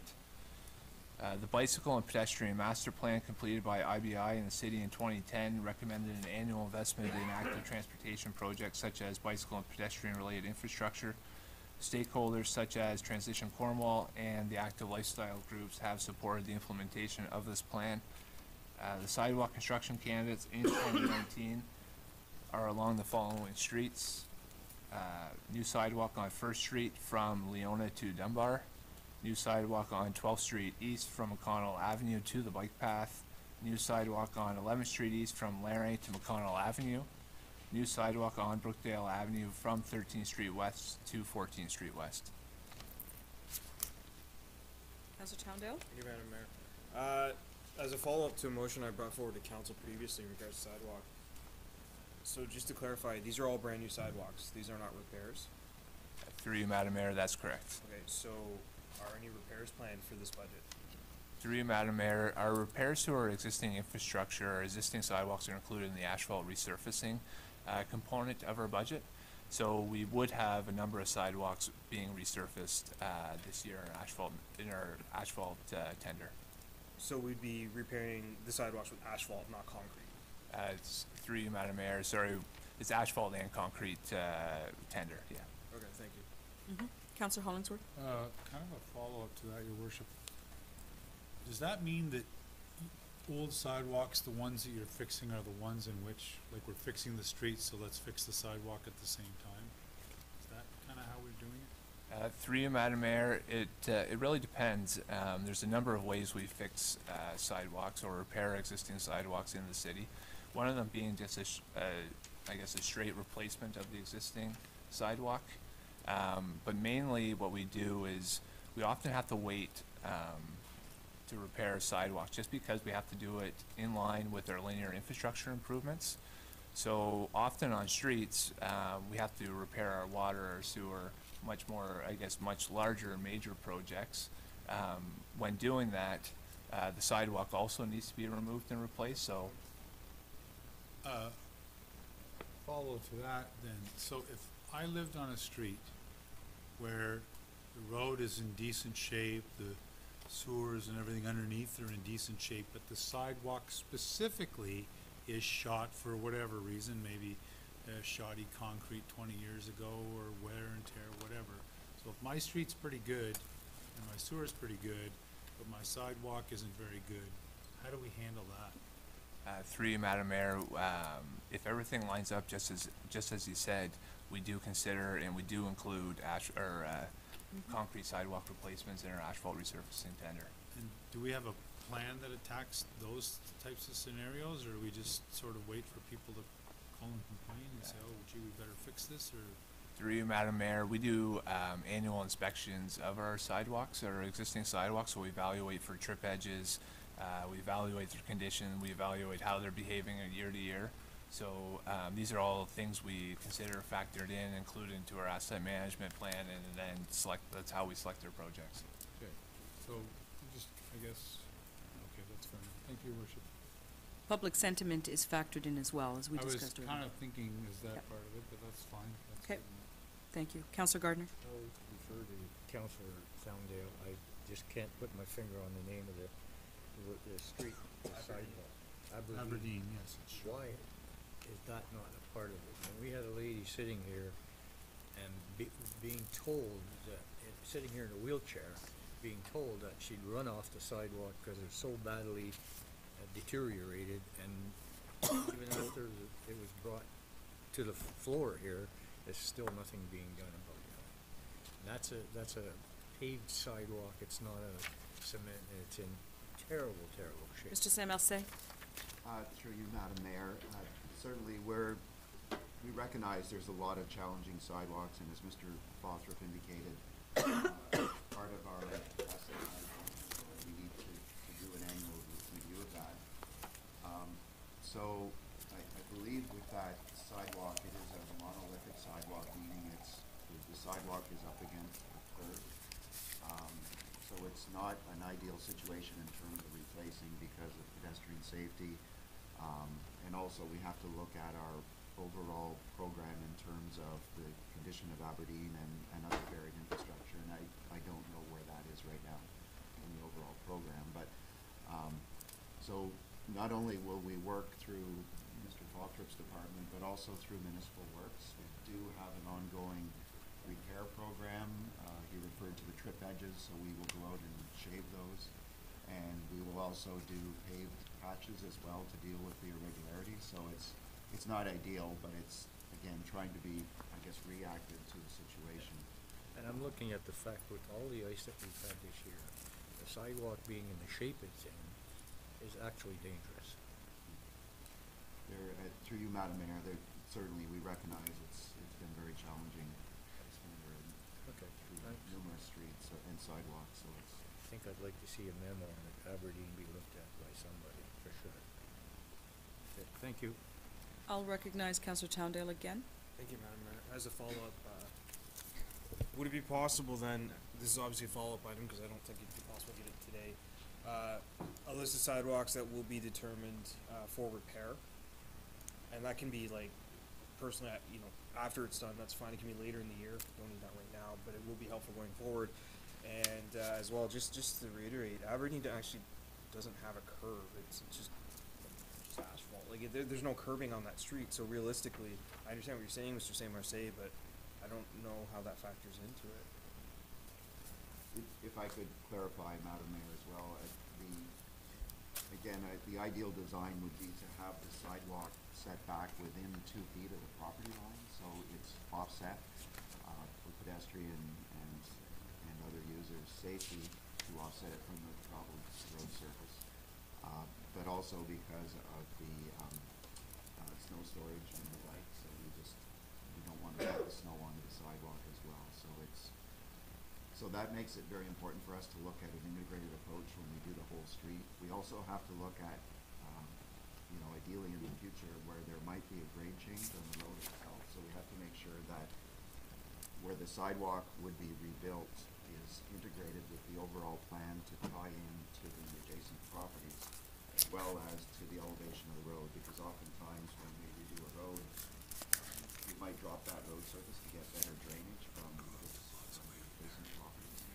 So we don't want to go in and affect a repair, which could be pretty costly when, in another few years possibly, and I don't know Aberdeen specifically, but hypothetically, when we go in to do a major road repair, we might have to take out that replaced sidewalk because it doesn't integrate with the new grade alignment of the road. So it's all integrated, and we need to take a look at that. I don't know if Mr. Fawthrup wants to add to that as well. Sure. Through you, Madam Mayor, we certainly recognize we got many of these streets. One good example of one of these streets would be Amelia Street, which was included in this year's budget. Very similar, sidewalk close to the roadway, in very poor condition, generated a petition, but in staff's response and in our response was that we agreed the sidewalk was in poor shape and needs to be replaced, but we also need to reconstruct the entire roadway. So there's much more of a larger capital expense involved in some of these projects. So I know some of the ones that were listed in the motion, a lot of them are very similar circumstances. That absolutely the sidewalk is in not very good condition, but there is a bigger projects at hand that are within our long-term capital plan. Thank you. Just one last point. I think it is important, especially one thing we have. Well, this came out a few months ago. We are being sued because someone tripped on the sidewalk. And I believe the sum they're targeting, this was in the media, so it's $250,000. I don't know where that is now, but this is serious because that kind of money, and if this continues and it's because of subpar sidewalks, it's going to eat our budget up. So what I heard is that at some point subsequent to the budget process, it would be a good idea for us to have a look, because there is public sentiment, a lot of it, around sidewalks. So it might be a good idea to have, as you suggested, Councillor Towndale, a report on where we're at. Mr. Fawthrup? Through you, Madam Mayor, we can certainly provide our capital plan, where our next projects are. That's certainly, we can certainly provide that in a report back to council. Thank you. Thank you, Madam Mayor. I did try to get that prior to budget, but obviously it was deferred to budget, so we're going post-budget. Yeah. Is that okay, Councillor Towndale? Yeah. Okay. It's going to have to be done. Yep. Thank you. So we'll now move on to the active transportation project, the bicycle infrastructure component, on page C16. The bicycle and pedestrian master plan completed by IBI and the city in 2010 recommended an annual investment in active transportation projects such as bicycle and pedestrian related infrastructure. Stakeholders such as Transition Cornwall and the active lifestyle groups have supported the implementation of this plan. The bicycle infrastructure projects planned for 2019 are new bike lanes and an off-road bike path on Boundary Road from Montreal Road to the Fly Creek, which will connect to the existing bicycle network, and also new bike lanes on Tollgate Road from Pitt Street to Brookdale Avenue.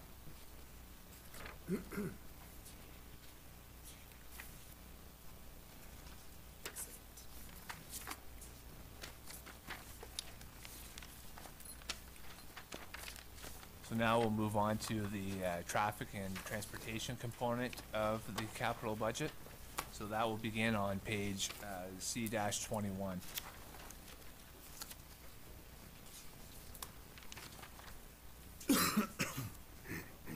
So the first transportation traffic project is the traffic signal upgrades. The city currently operates and maintains 69 existing traffic signals in the city. The city is mandated to comply with provincial minimum maintenance standards, legislation for traffic signals. With proper maintenance, the average life expectancy of city traffic signals is typically around 30 years before requiring complete replacement. The proposed project includes upgrades to existing traffic signals at 2 intersections, which will address aging and non-conforming infrastructure. The older intersections / traffic signals require upgrades and need to be updated to meet current standards in order to reduce the risk of failure. The proposed projects for 2019 are Sydney Street and 4th Street, as well as Pitt Street and 9th Street. The proposed traffic signal upgrade at Sydney Street and 4th Street East would be completed in conjunction with the Sydney Street reconstruction project from Water Street East to 4th Street East, which was included in the 2019 water and sewer budget, as well as the 2019 asphalt resurfacing budget.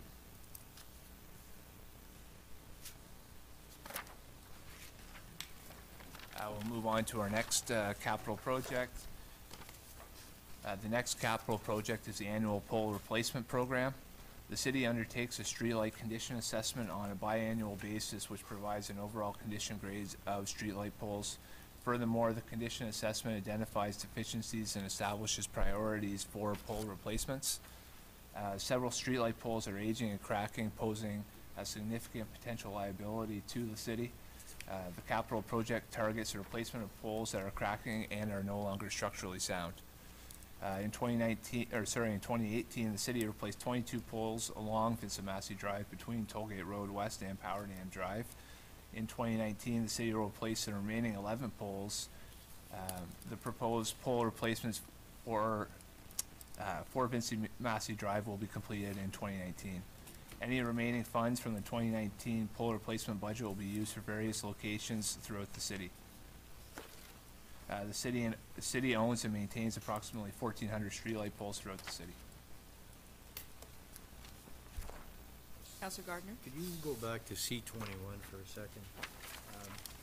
4th Street and 5th Street are wide enough to be two-way. And the reason I'm bringing it up is because you're going to put a traffic light there on 4th Street. Is there any plan later on to have two-way streets on 4th and 5th Street? If we're going to install lighting, then would we look at that? Through you, Madam Mayor, currently no, to answer the question. I know that there has been discussions previously, I think before my tenure with the city, certainly about the one-way street system. It would certainly take a very comprehensive review to take a look at whether or not, to the council's question, it could be partially phased in or if it would have to be completely integrated across the one-way street system. So that would take considerable effort in terms of a study. Well, it'd have to be an environmental assessment study. So maybe a need study first and an environmental assessment. There's a lot of public consultation, etc.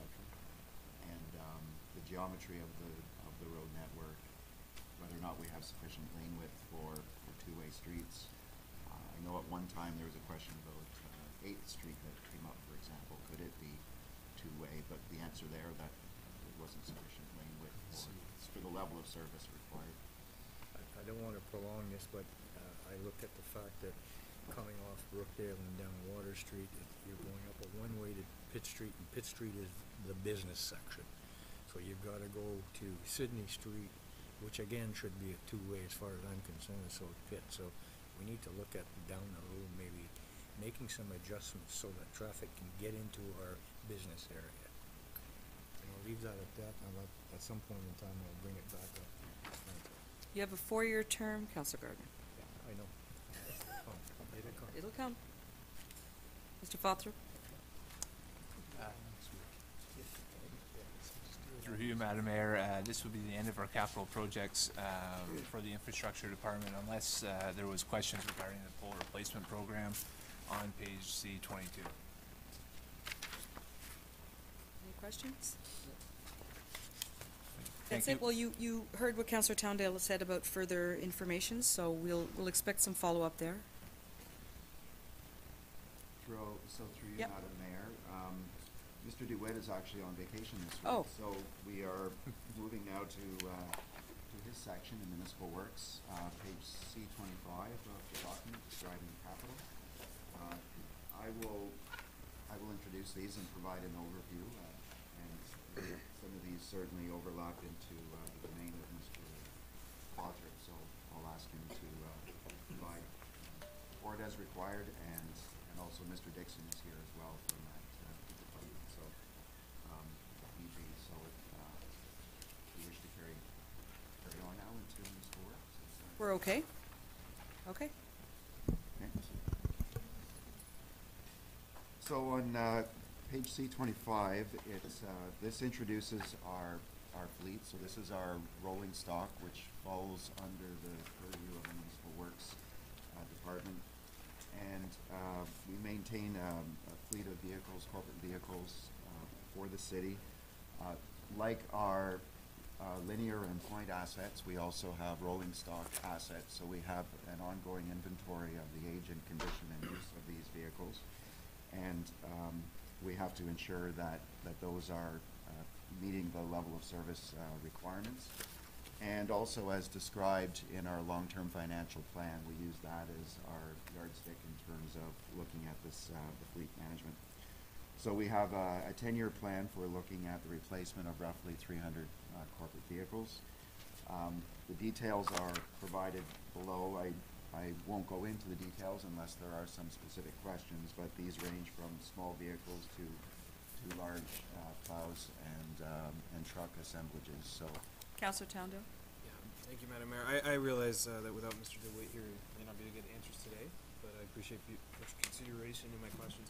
One thing I'll ask, because we are dealing with a few vehicles that aren't heavy work related. There's a few like cars, vans listed in this slot here. So, you know, we heard earlier about the increasing cost of fuel, even though it seems to fluctuate quite greatly, and we've seen that at the public price at the pumps, even though I know we get a preferred price. Have we considered looking at electrical or hybrid options for some of these vehicles where it would be applicable? And the reason I'm asking is obviously potential cost savings, but also because the cost of electricity within the city is cheaper than the Ontario average. So I would argue that we would see cost savings all around on those for applicable vehicles. Secondly, I'll ask this now, but there are other vehicles later in this capital budget for other departments, and I'm wondering if some of them could be combined into tenders for potential cost savings as opposed to issuing them out individually. That might be more of a question for the CFO. But in regards to Municipal Works, one question I do have, because this was sent to me today, and it comes from the City of Ottawa. They're looking at, we're talking about sidewalks and sidewalk safeties, they're looking at something called Blue Grib ice breaking technology for sidewalks. And they're also looking at, when it comes to the shovels, and I think these are on holder systems that we currently have in operation, cutting edges. And so that's something that, you know, with the winter we've seen this year and the amount of ice on our sidewalks, is this something that we are considering looking Through you, Madam Mayor, we're certainly aware of some of the challenges that we have on our sidewalks, and maybe I'm not sure if Mr. Dixon has any insights to offer as well, because he looks after our sidewalk operations. So we have to look at the, I guess, the opportunity for the level of service, you know, if we have an increased level of service because we're able to break through the ice and dealing with challenging conditions. This year has been very exceptional, I would say, certainly, so we have to see if that investment, we use it year over year or not. So, but we can certainly take a look at, you know, this type of vehicle and the cost and the opportunity. I don't know if, Mr. Dixon, if you have anything else to offer in terms of if you're familiar with this ice-breaking technology? We've looked at it, we've seen videos, we have some concerns on the videos we do see online. We're going to contact other municipalities who are using them to see if they work. The videos show nice flat surfaces and everything.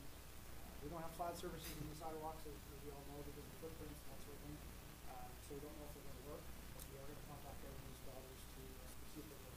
We're also concerned about damage, potential damage to the concrete sidewalks. We're definitely looking at this. Okay, thank you.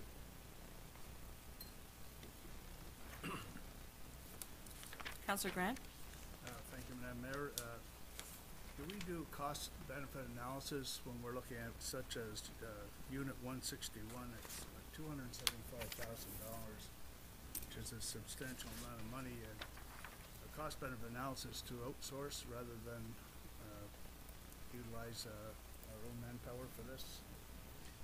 Through you, Madam Mayor, the answer is absolutely yes.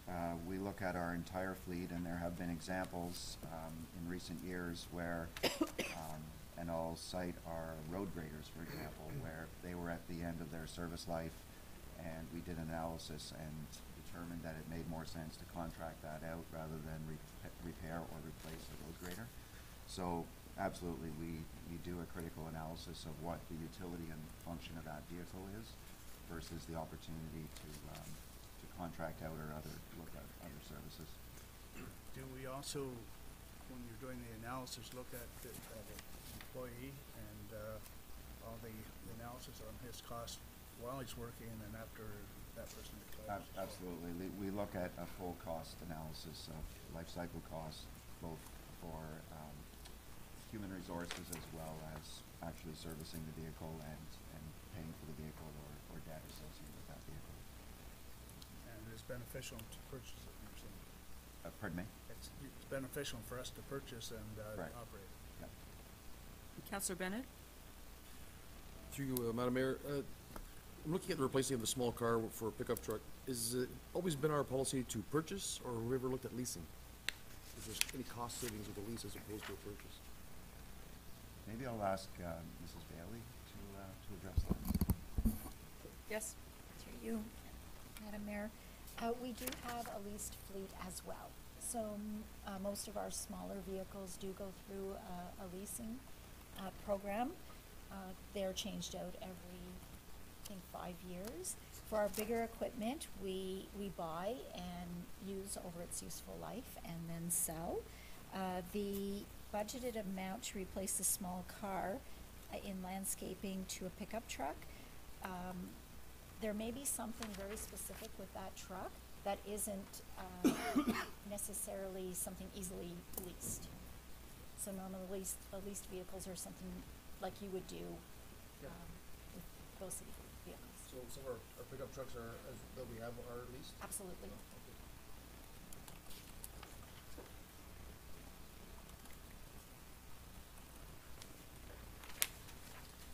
Oh, okay. The next page, C26. This is our salt management facility. Mr. Fothrop mentioned in his presentation about the integrated project associated with the redevelopment of Lemay and the 2016 environmental assessment that was undertaken, which was actually a joint environmental assessment associated with not only the redevelopment of Lemay Street and the connectivity ultimately out to McConnell, but also how that integrated with our municipal works long-term plan. The municipal works facility has many components that are quite aging, not the least of which is our current salt storage facility. It's a Quonset hut, basically, a steel structure that is circa 1950. It has very limited capacity in terms of salt storage, roughly around maybe 1,000 tons max. And we also have to load our vehicles outside, so the exposure to salt is counter to the environment, that is counter to our salt management plan as well. So this is a long-term plan to look at a very modern integrated salt management facility that will have capacity for about 6,000 tons. That is particularly important as well, especially when you look at this type of winter, and you, council might have heard that some municipalities are actually facing shortages of salt now because of the type of winter it has. So it's very important for us to be able to store salt inside the facility, and it will allow us to do more bulk purchasing in advance, and the salt is not exposed to the elements where you get freezing and pumping. That happens now, so the quality of the salt that we receive at this time of the year can be relatively less than what we would have if we pre-stored it. So this facility is going to be a large modern facility where the storage and the loading of the salt onto our service vehicles will all be done inside. So it's contained, it's a modern facility, and we also will have the ability to stockpile in advance and have all our vehicles stored inside as well, which is a huge advantage. So, Councillor Towndale? Thank you, Madam Mayor. I swear I'm not trying to ask a question on every project just for the sake of asking it. But in regards to salt, obviously this makes a lot of sense, but are we still looking at alternatives now and again to make sure that salt is the best option? It would appear that later on in this capital presentation that road salt damage is resulting in a $1 million repair bill for the bike path. It specifically lists road salt as the cause for that. So obviously that's concerning, especially if we continue to use it. So are we still looking at other options instead of salt, the other alternatives as well? So through you, Madam Mayor, that's a great question, and the answer is yes. I know our team is very active through it's called the TAC, the Transportation Association of Canada, where they're looking at a lot of research through different research institutions. One example that has come up is beet juice, for example. So they do an extract and they look at opportunities to utilize beet juice. Its utility and its cost are something that need to continue to be reviewed. So in the meantime, unfortunately salt is a bit of a necessary evil. We need to look at from the regulatory aspects, we've got a minimum maintenance standard we have to provide on our roads, and to have a center bear section or indeed a lane bear section, that means using salts. We have been trying to reduce the amount of salts we use through a combination of pre-wetting with liquid application of magnesium chloride, which is a liquid. So our salt trucks will actually spray that first on the roads and then apply the salt afterwards. So it breaks the initial contact, for example, before freezing rain event, so you don't get the contact of the ice on the road surface. And it also provides kind of a adhesion, so when the salt, the solid sodium chloride falls onto the road, it tends to stick to that magnesium chloride pre-wetting. So again, we're trying to optimize as much as we can, and those numbers have been brought down considerably when you look at our road miles, use of salt application. Thank you. Councillor Bennett? Just to follow up to that, there are days when it's too cold for salt. It just won't work. Do we sand? I don't ever remember seeing sand. So through you, Madam Mayor, absolutely we do. Okay. And Mr. Dixon as well is familiar with the blends that we would use, so we would tend to switch more to a sand mix during weather conditions like this. Okay. Hectic point, to use a technical term, of salt is about -15 degrees. In other words, below that, it's not effective against ice. I don't know if Mr. Dixon, you wish to comment on the use of blending of sands when it comes to sidewalk applications, which is similar. Go ahead. It's called manufactured sand. Basically, fine stone dust. It's sharp edges. So it's not ground like you normally see. roughly 50/50 So you use that on sidewalks? sidewalks and on roads. Oh, you do use it on roads, okay. I just don't remember seeing it, but that's fine. Doesn't mean not using it, just I haven't noticed it. Does it look like sand? It looks like granny on your shirt. Okay, because I know that I've been in other communities just recently. I was up north for a while, and you could literally see sand on the roads. So, but that's I don't really see that dump here. So I don't know. Because it doesn't look like that. Perfect. That's why it's working. We just look better. I like that. Councillor Gardner? My question is more of an environmental question. When our runoff, when the ice starts to melt, that's salt end up in the river? Through you, Madam Mayor, yes, absolutely. So there would be a combination of sodium chloride salt that would go into the subsurface, into groundwater, but also if the ground is still frozen, then it would go into runoff through our sewer network. That's why our fish are salty in the spring? Just kidding. The other thing to just kidding. To Mr. Todd Bennett's, I've also seen you put small stone down, so small little stones that are in the corners where we are, so it's not just salt. Yeah, definitely. Mr. Dixon is nodding. We use a blend. I have to say, Mr. Jamie Fothrop was smiling at Beetlejuice or beet juice or whatever. Beet juice, yes. Okay, sorry. Still say it 3 times. Go ahead. Page C27, an associated element of the municipal works yard redevelopment plan is this noise remediation wall. There's a great photo here, and I guess to maybe present a further visual for council is to think about what you would see along Brookdale Avenue. So we need to provide a noise attenuation wall, both aesthetically appeasing and functional to attenuate noise. This will be on the west side of the municipal works yard at St. Michel, and also a portion of it on LeMay Street. So this is an acoustical wall, which means it's there to dampen some of the noise associated with the municipal works yard operation. Again, this is part of our environmental assessment that we undertook for the municipal works yard.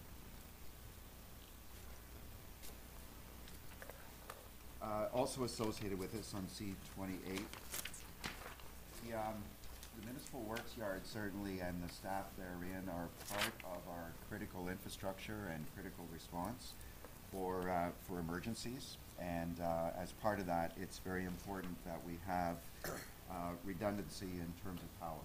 So this is an emergency standby power generator. Currently, we do not have sufficient capacity to substantially operate facilities at the municipal works yard. So the standby power generator will be there so that we can essentially operate everything on standby power in the event that we have critical infrastructure failure, and we still have the ability to have staff and equipment respond in those events. C29, employee parking lot. So I mentioned before about the Rubik's Cube analogy, so I'll refer to that again.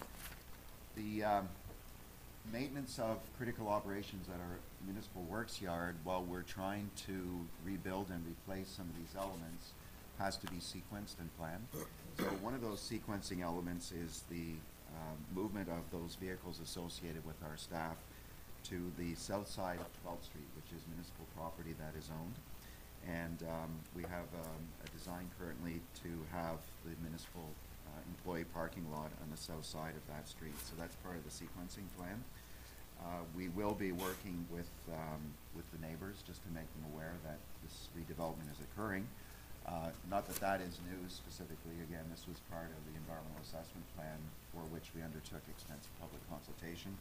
But as we do with all our capital projects, we will be circulating notice to the neighbors and having a capital open house as well.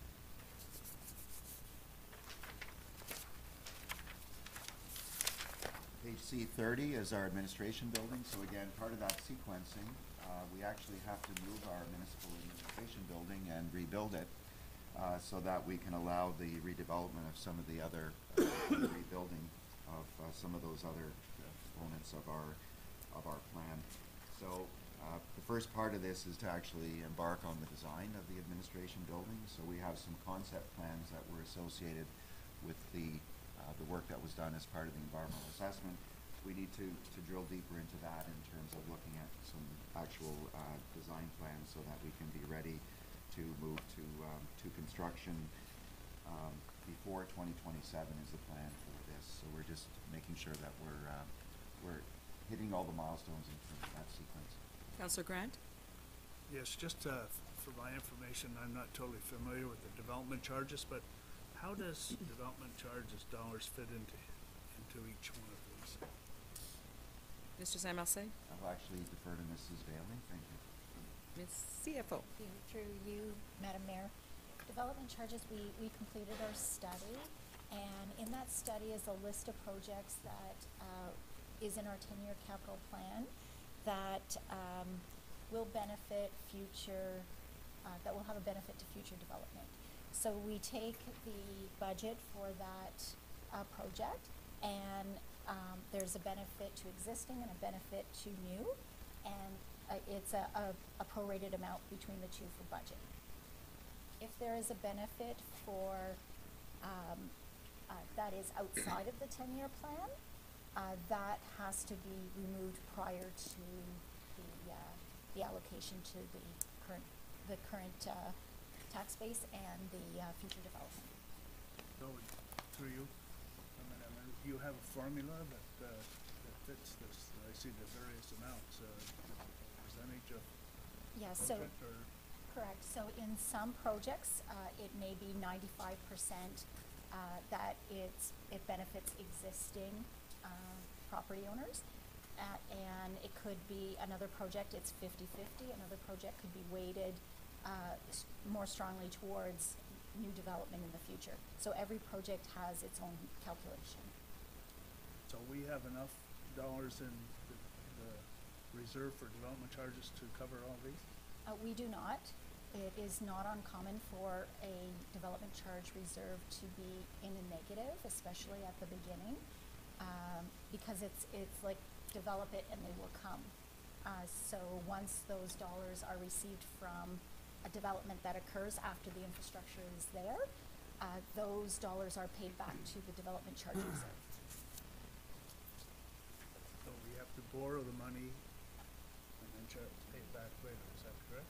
We borrow it or we fund it from our reserves. We wouldn't fund it from the tax base because there is a revenue source and we wouldn't want to charge that to our tax base. But at the same time, we don't want to enter into long-term borrowing where we have a loan but revenue is coming in. We can't close that loan, right? It has a term. So what we'll try to do is either short-term borrow for it or within the city's own cash flow. Okay, thank you. The next project is on page C31, the partial repaving of St. Columban's Church parking lot. So this is a symbiotic relationship, I guess I would say, that we have between the parish and the city. And as part of that 2018 lease agreement, we have 34 parking spots that we can utilize for city staff. And through the asphalt resurfacing tender that Mr. Fawthrop will be managing, we will get competitive pricing to pave kind of an equivalent amount of the lease associated with the 34 parking spots. So we've done this in sequence over the years as part of this 4-year lease renewal. Councillor Mack? This is an unusual arrangement where the tenant pays the landlord's expenses. What do we pay a year for this? Is it a yearly payment to the church? This is, I believe it's $45,000 is what the amount is. So that's the request in terms of the budget. No, but what we pay, we rent the spots? No, in lieu of renting, we pay okay. the parking lot. Okay. Yes. That works out a reasonable deal then. We think so. So it's gratis, you take care of it. Right.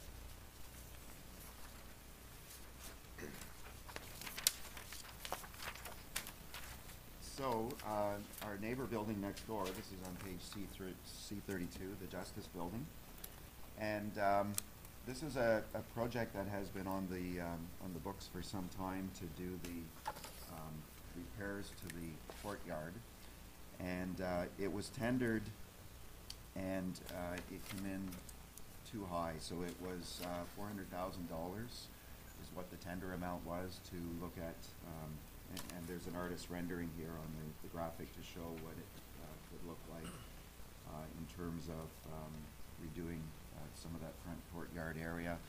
There's a lot of health and safety issues associated with trip, as well as ice forming because of the irregularities. So we recognize certainly that a very prominent building at a gateway to the BIA is in need of upgrades. So we have $220,000 in the budget already that we've carried forward, and we're proposing another $175,000 from the building reserve to advance this project.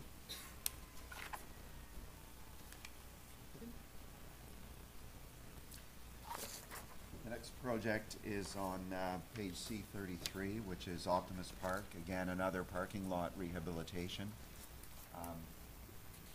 It's not hidden the fact that this exists on top of a former landfill, I guess the dump specifically, at Optimus Park. There's a lot of challenges associated with maintaining this parking lot, and we're going to try to do what we can to improve the surface of that parking lot with some modest underground work as well in terms of a granular bedding material. Councillor Ibaya? Thank you, Madam Mayor. Sorry, I guess I had a question for the previous project, the Justice Building, and it's just coming to me now. There's quite a few community agencies who use that space to host events and festivals, and so I'm wondering if there's timelines already for this work to happen this year, and if they've been made aware that they won't be able to use the spaces this time around. I think if I could, I'll turn to Mr. Dixon, because that's within his purview. Mr. Dixon? We have not.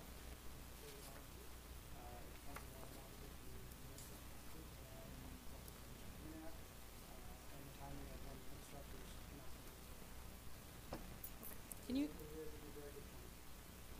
That will all be kept in mind when the tenders are coming in. Okay. Can you add further detail, Mr. Dixon, as to why there's such a discrepancy between the tenders coming in by and, like, what does that mean?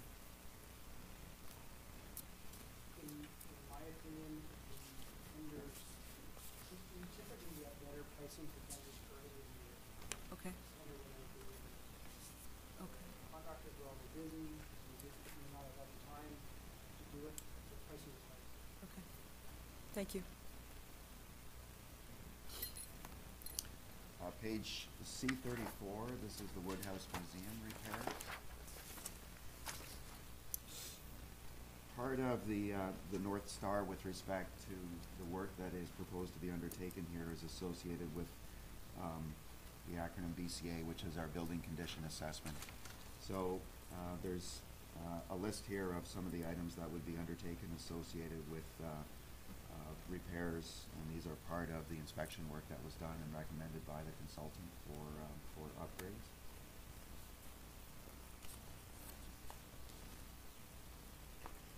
Page C35 is renovations at various municipal buildings. Again, as well, we look to the building condition assessment plan that was undertaken in 2016 come up with, based on our 96 buildings, come up with a priority list of work that should be undertaken, and those items are listed here.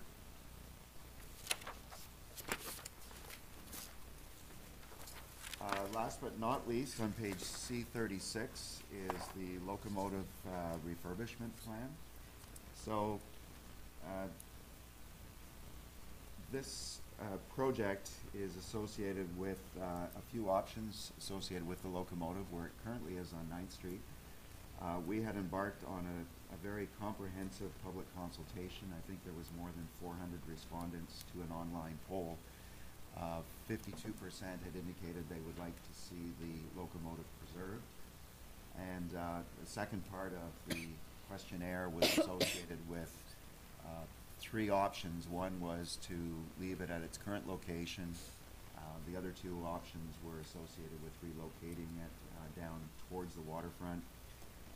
The location that was actually preferred based on that survey is shown here in the rendering. So it's on the west side of Newsy-Lalonde Way at Water Street, which is actually in proximity to the former Cornwall Street Railway Yard, so it has some historical significance associated with that. So in the 2017 budget, there was $100,000 that was set aside for this project. If it's decided from council to relocate the locomotive, there's additional monies that are required not only to relocate it, but also to provide some upgrades at that location in terms of lighting, some fencing, an apron, and obviously the foundation for the track bed and the like. We continue to work through, and this was a question from council, to ask us to reach out to some local entities, Historical Society as one, to see if there's some opportunity for some external fundraising. We continue to work with them. They are looking at some opportunities to work through Trillium, and they're also looking at some other entities to hopefully provide some external funding support. So. Councillor Elaine McDonald and Councillor Mack. Thank you, Madam Mayor. Through you. I'm really most interested in the fourth option, which is not there, which, as far as I'm concerned, after thinking about this for a number of years, I would like the locomotive also to be not there anywhere, where it is or where it might go. So is that off the table? That I know there's a 54% desire to enhance it and fix it up, but that's awful close to 50-50. So I would just love to see, I think I'd like to see this scrapped. If we can't give it away or sell it, that's a joke, then I would like to see us not proceed with the restoration. I think if we were going to spend that kind of money on any historical artifact, I'd like it to be something that would be much more kid-friendly and, user-friendly, and an old bus that you could put all kinds of steering wheels in and let every kid in the park climb into and pretend they're driving or whatever. But really, this is not, I don't think, much of a tourist attraction or whatever. So I just want to throw that out there. Is that totally off the table, or maybe we Well, could I've had put it many on? hands go up in reaction to your comments, so why don't we go around the table, Councillor Elaine? Okay, sounds good. Sure. Councillor Mack? Well, I'm in favor of trying to restore it. It's a great piece of history. Two museums, one in Scranton, Pennsylvania, and another place, I believe it's Cleveland, purchased some of this equipment and moved it.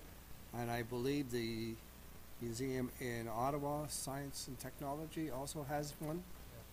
Yeah. And over the years, this has been a victim of procrastination by various councils. Keep putting it off, so it became, the condition that exists now has been neglect.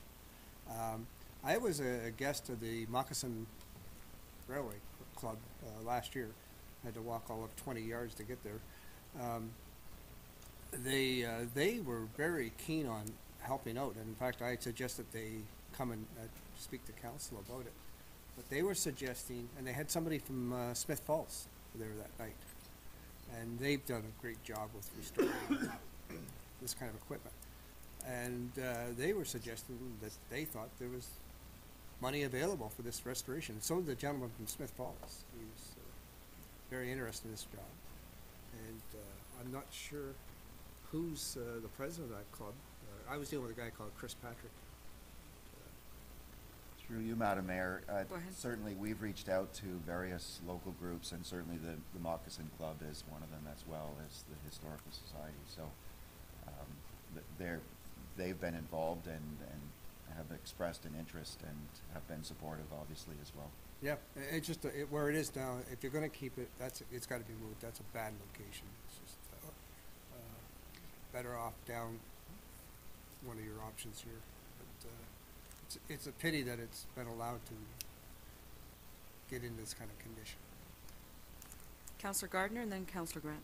Well, I totally agree with, and it'll get me in trouble at home, that we should scrap it. I had prepared a motion that whenever we can do it. It's been sitting there for I don't know how many years, rusting. There are a whole number of people that want to do something with it, but they don't come forward. So, in a motion that I would put forward was take the $100,000 and put it onto our budgets, reduce our budget. The property I would end up being surplus and try to sell it with surplus lands. I really don't think it's worthwhile keeping anymore. I went over there in the fall and it's a bucket of rust. It's going to need to be transported. It's going to need to have the earth below it fixed so that it doesn't sink. It's going to need to be sandblasted. It's going to need to have a coat of before you paint it. It's just, to me, too costly. I think this is going to end up costing about $210,000, $220,000 at the end of the day when you're done. So, as far as I'm concerned, I would bring a motion forward whenever it's. Well, this is a council meeting. I'm ready to entertain a motion at any time. I have many hands up to speak. I have several others, so it's up to you, your timing of this. Actually, I'll wait till everybody speaks, but. Yes, the CAO would like to speak, if that's okay. So I would just like to add some clarification, and maybe we'll get Tracy to speak to, you know, there's $100,000 that was previously approved in the 2017 budget, but I believe those funds were to be funded from a reserve. So the project, if council passes a motion to not proceed with the project, that's absolutely in order and fine. There is no savings to the budget currently because with a project like this, when there's a little bit of uncertainty in how we're going to proceed and what the estimated costs are, we often will suggest funding them from working reserves until we know exactly what the project is. And then once that project is done, is completed, then we come up with a repayment schedule to pay it back to the reserve. So just so everybody knows, although it says there's $100,000 that was already earmarked in the 2017 budget, the funding source was working reserves. That's fine. I don't have that. I just want to make sure everybody understands. I just think it's too costly and it's so badly rusted when I went over to see it in the fall that I don't know how they're going to repair it to the point where it's not going to start rusting again in 2 years or 3 years, and we'll have to put more money into it like we did with the paintings on the buildings. So I have Councillor Grant and then Councillor Towndale. Thank you, Madam Mayor. I'm halfway supportive of what Councillor McDonald said, but I would not want to invest any money in this project, but I would, rather than just out and out scrap it, put it up for sale, and then if nobody wants it, sell it for steel. It's a relic, and but the cost associated with this is not realistic to me. So I would say offer it up for sale. If there are some groups that want, let them utilize it and restore it. But and then we can look at salvaging after that, selling it for scrap. Thank you. Councillor Towndale? Thank you, Madam Mayor. I'm against scrapping it. I would agree with Councilor McIntosh on a few points, and I think it is due to neglect. And, you know, realistically, if the maintenance had been kept up on the locomotive for years, we wouldn't be here now. You know, the city's 235 years old, but if you look around the city, what shows you that? What gives you an impression of how old the city is? Now, this locomotive is not that old, obviously, but there's not a lot of our history left. You know, there's a nice mural just outside this building that shows the original City Hall, which was a great building. I don't know what happened to it, but this is a fine building, but it's not that building. You know, we have lost a lot of our history. When the old post office stones were found, under Healy Motors of all places, I guess used for fill, they were cleaned and put in Lamru Park because it's part of our history, and we're kind of reaching back for that. You know, someone could have said, oh, it's just old stones, they're broken, doesn't matter, but no, those were put in the park for a reason. We undertook the historical plaque program for a reason, to highlight our history. here's a tangible piece of our industrial past. And Cornwall was a huge industrial city at one time. The fact that, you know, people like Thomas Edison came to install his light bulb here, the first industrial application in North America was in Cornwall, in the weave shed, in the cotton mills. That says something. Almost everything under the sun was manufactured here at one point, including mustard gas. Yet here we are, we're ready to throw this out, you know, too expensive, can't do it. But how do we, you know, honor our history and our past in this city? We need things like this, and as Mac has pointed out, there are other museums that do have pieces of this, but they're not really near here, with the exception of Ottawa, though my understanding is that locomotive might be damaged and in storage. It's actually probably not on display, I'm not sure. I don't even know if they still have it realistically, but this is something that we should maintain, and realistically, I am in favor of moving it to the suggested location, and that parcel of land it's on, it is a terrible spot. In my opinion, it never should have been moved there. It doesn't make sense why it was put there in the first place.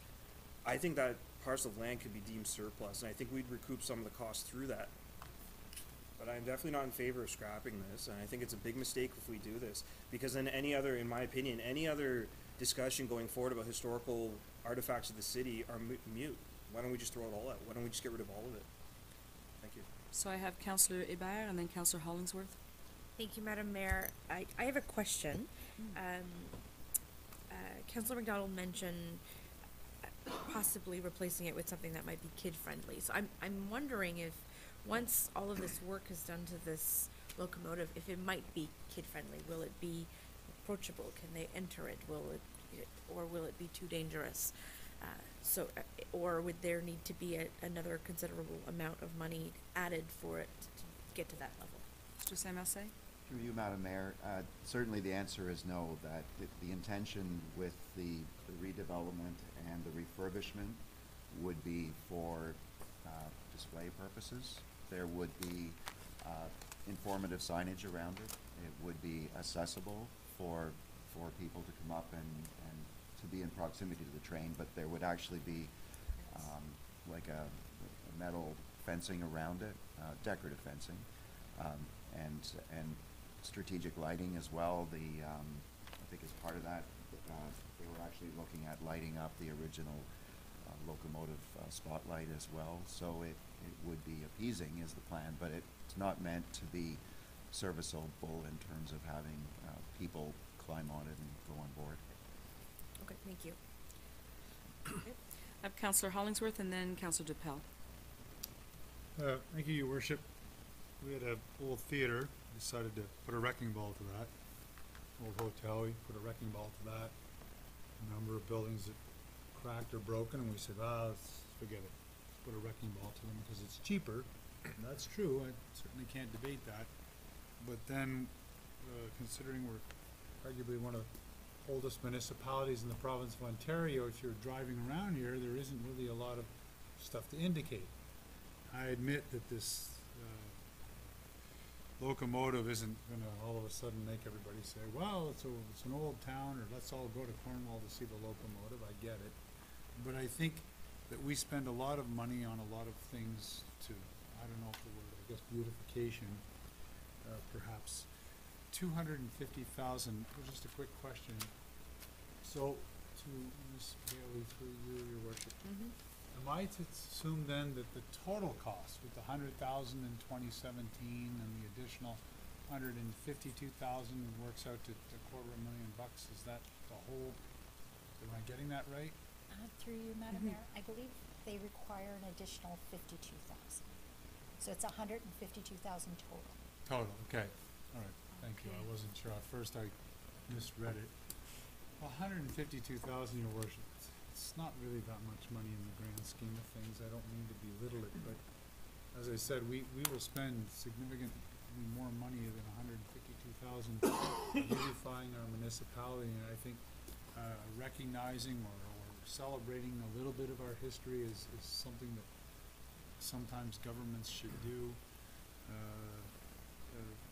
When you think the federal government paid $1 million for the Voice of Fire, 3 stripes, and nobody seemed to have an issue. Well, I did, but some other people didn't. Point is, it's just the nature of things. I think we need to leave it here. Just a small little celebration of our history, if nothing else. So I would prefer to keep it in the budget. Thank you. Councillor Dupel? Thank you, Madam Mayor. So I would echo comments from Councillor McIntosh and Towndale and Hollingsworth, because as part of the Heritage Committee, as the council rep for the last 8 years, it has always been there. They've always pushed it forward. It's just never got by the council table or the council of the day. So I think that I wouldn't vote to scrap it either. On another question through you, Madam Mayor, to Ms. Bailey, what is the total amount just under municipal works that we're financing, that we're proposing that be financed?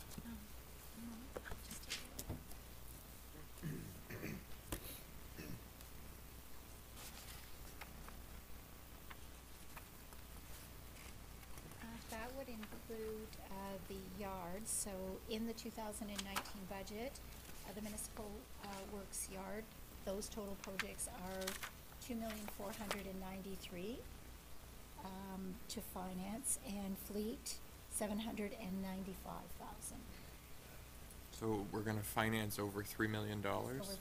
for 2019 and just under municipal works. Okay, thank you. Councillor Bennett? Thank you, Madam Mayor. I'm, I hate to say this, but I'm kind of on the fence here. I get the whole history of it. As this plan sits now, and we're footing the whole $152,000, yeah, it's a small amount compared to this budget, but it's a significant amount of money. Don't know if I'd be willing to scrap it altogether right now. I think what I would like to see is, let's give it some time. I want to see if those groups that we're approaching come up to pony up with some money. If we could get some, we just got something from somebody to put towards this, to show that the people that say they want it are actually gonna do something about helping with it, then great, let's keep it. I did want to make one point. I mean, obviously the council makes these decisions, but the waterfront committee did look at this location, and it was almost unanimous that they didn't want a rust bucket in the park. So to have something sitting there that, I mean, if you go to most places that have these on display, kids can climb on it. It's a bit of an attraction, and to put a fence around it and do the minimal repairs to make it presentable seems like a waste of time.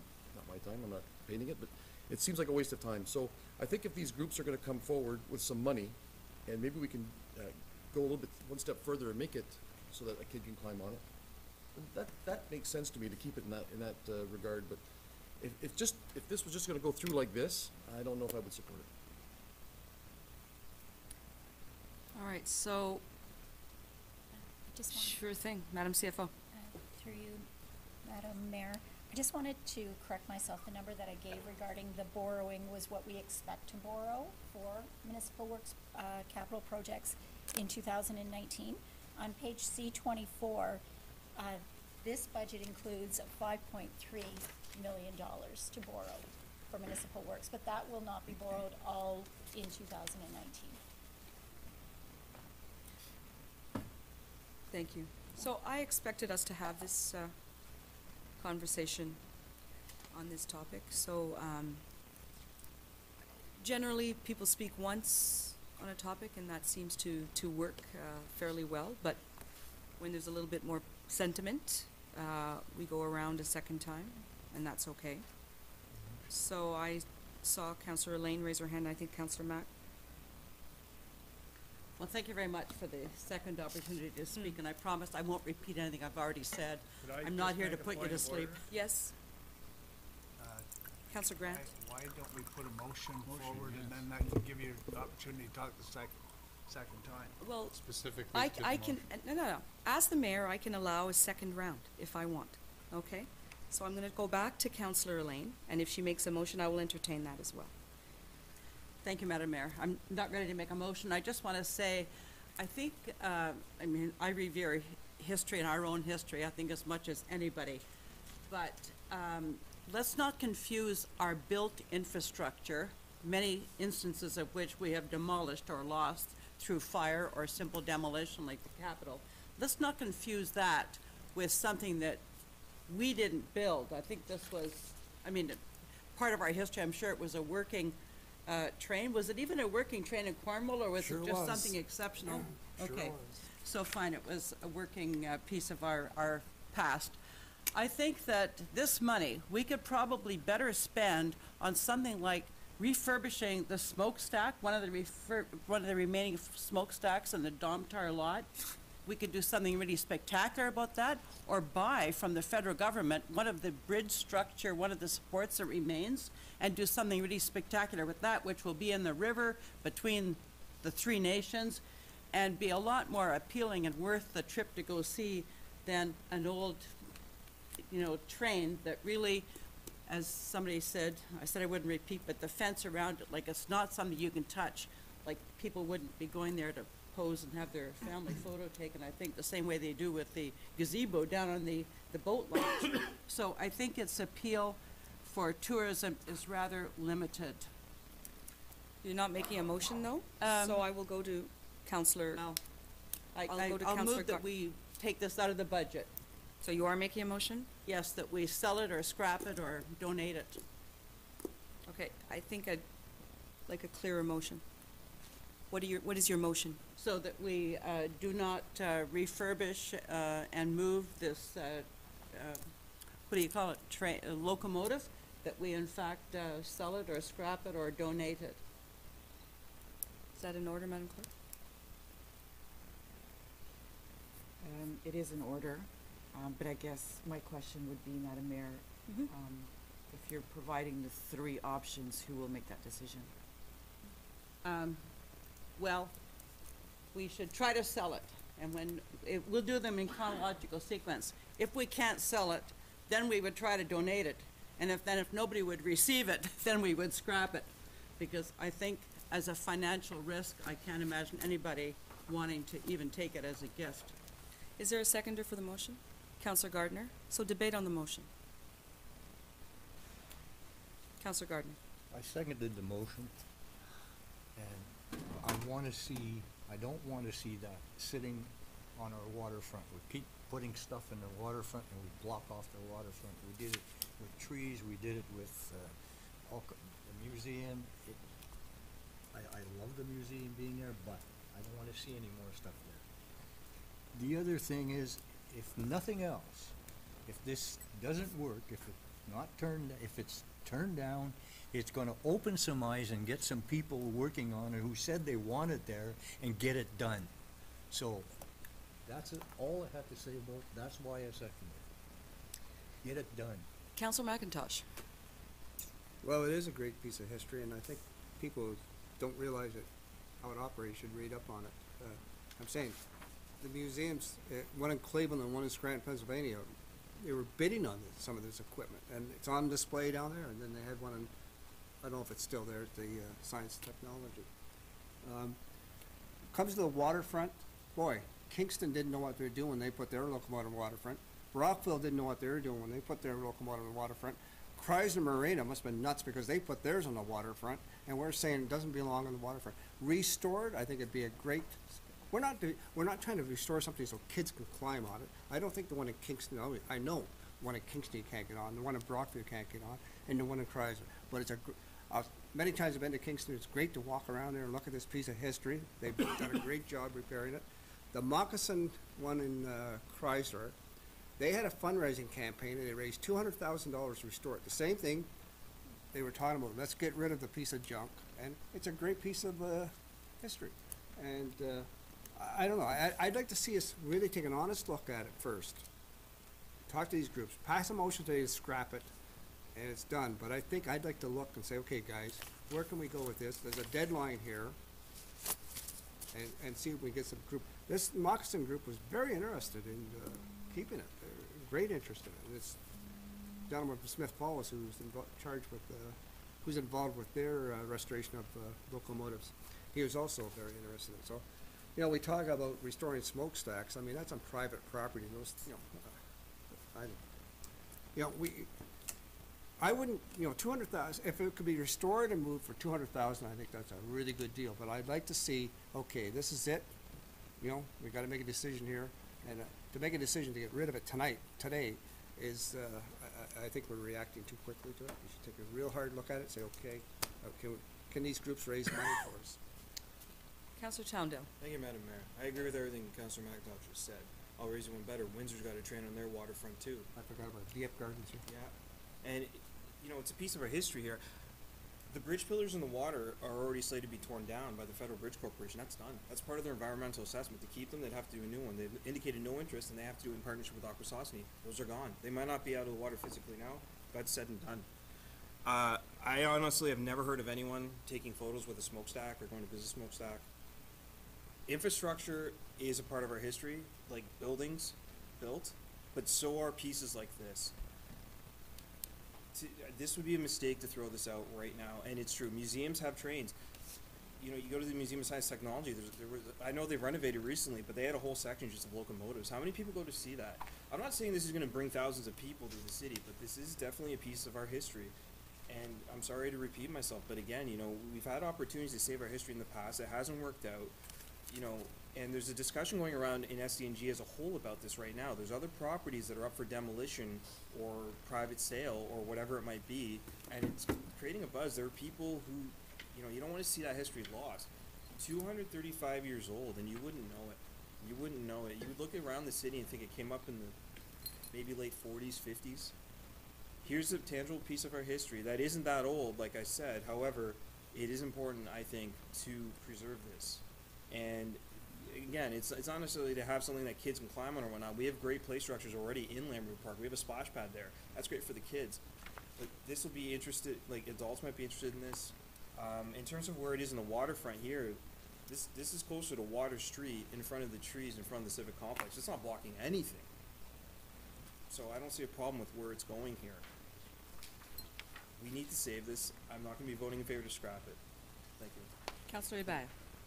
Thank you, Madam Mayor. I'd like to hear some comments on behalf of Mr. Boileau with regards to the tourism aspect of this. I'm wondering if the tourism department has any input on this piece of history, or if it hasn't really come across that desk at all. Mr. Boileau. Through you, Madam Mayor, I would say that it's not been an asset for us in its current location.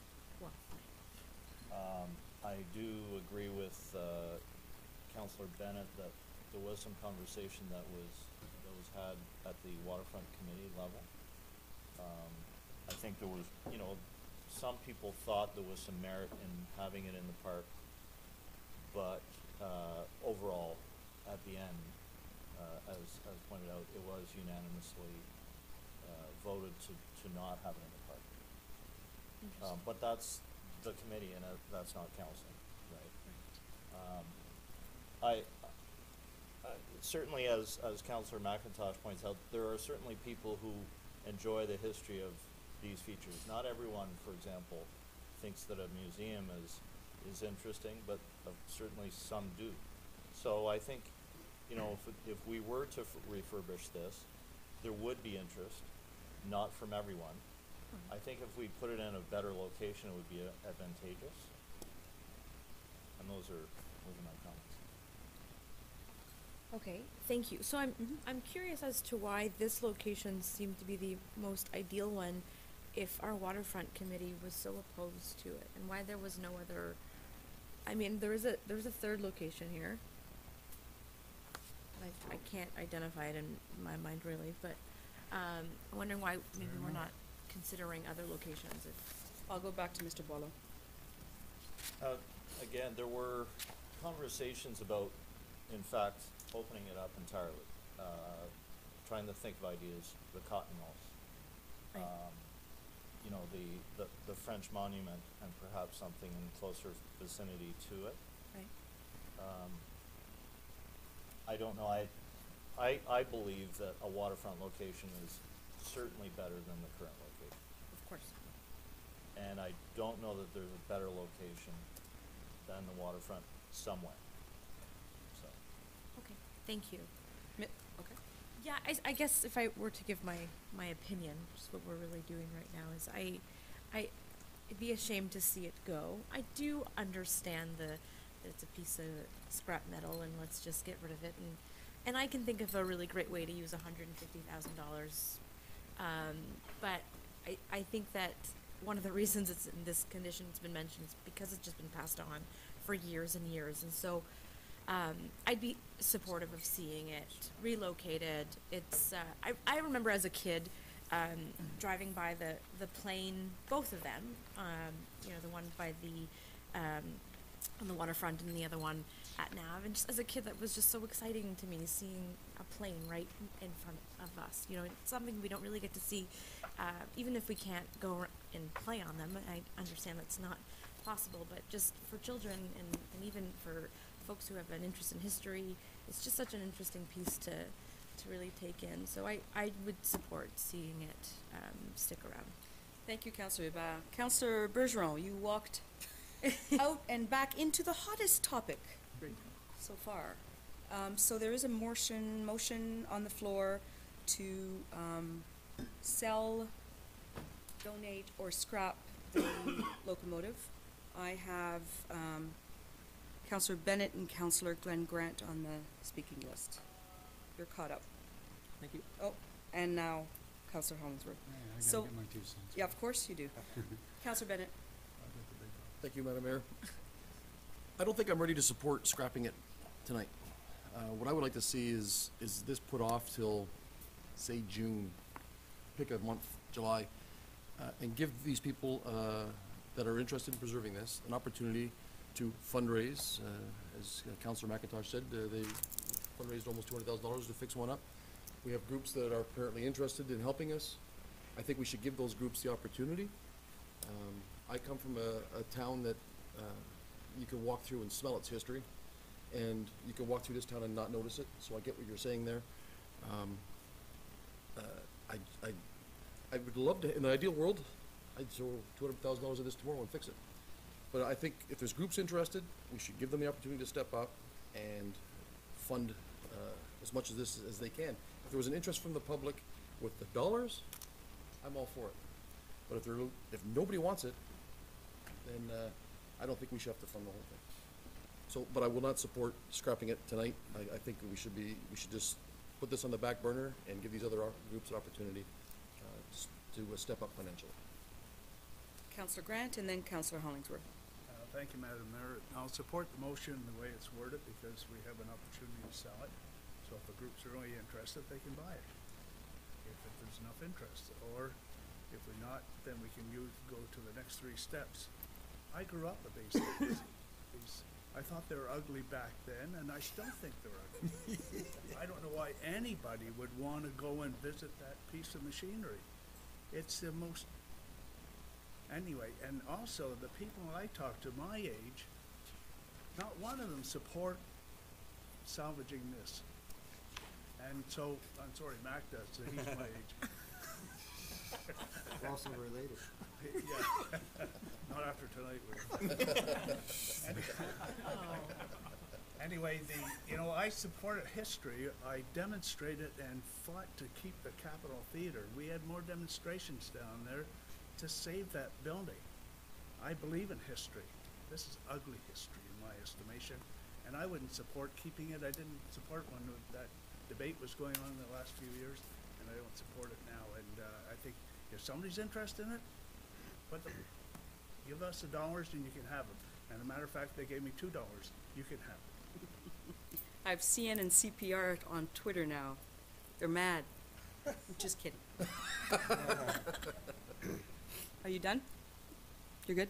Yeah, thank you. Councillor Hollingsworth. Thank you, Your Worship. According to Cornwall's Little Historian, found it on the internet on the fly, this is one of only 4 engines that still exist in all of Canada.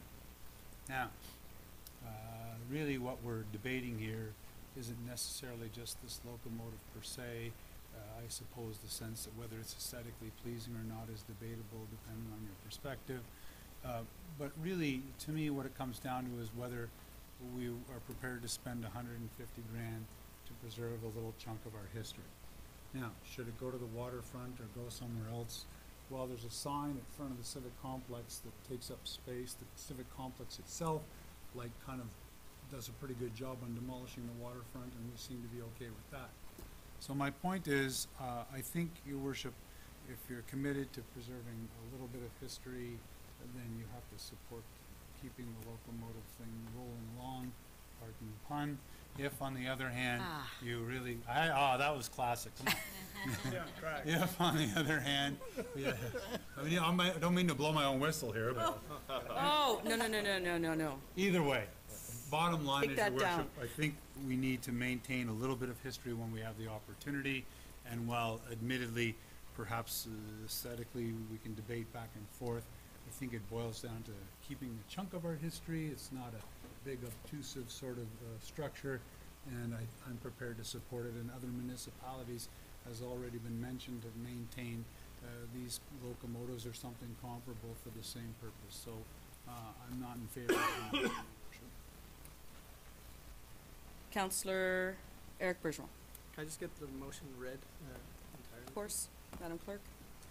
The motion is to not refurbish the locomotive and attempt to firstly sell it, secondly to donate it, and lastly dispose of it. Thank you. I support this motion. You support? Yeah. And I don't know if Councillor DePel wanted to speak. You're the only one who hasn't spoken on this motion. You're good? Okay, so. Recorded vote on this, please. Right, so I want to let you know that I will always speak on every motion. So I will do it from here unless I'm feeling it's so impactful that I have to go down around the table. I don't feel that, so I am going to speak to the motion and then, of course, participate in the recorded vote. So I remember when I first moved to Cornwall, I went and I saw some old pictures of the city. I must have been at some exhibit somewhere, maybe the museum. And I didn't know what I was looking at. I wasn't sure if it was Cornwall or where it was. And it was surprising and sad to realize that so much of our history was lost. And so I know that the locomotive is not a building in the same way that a Capitol Theatre is or an old City Hall is.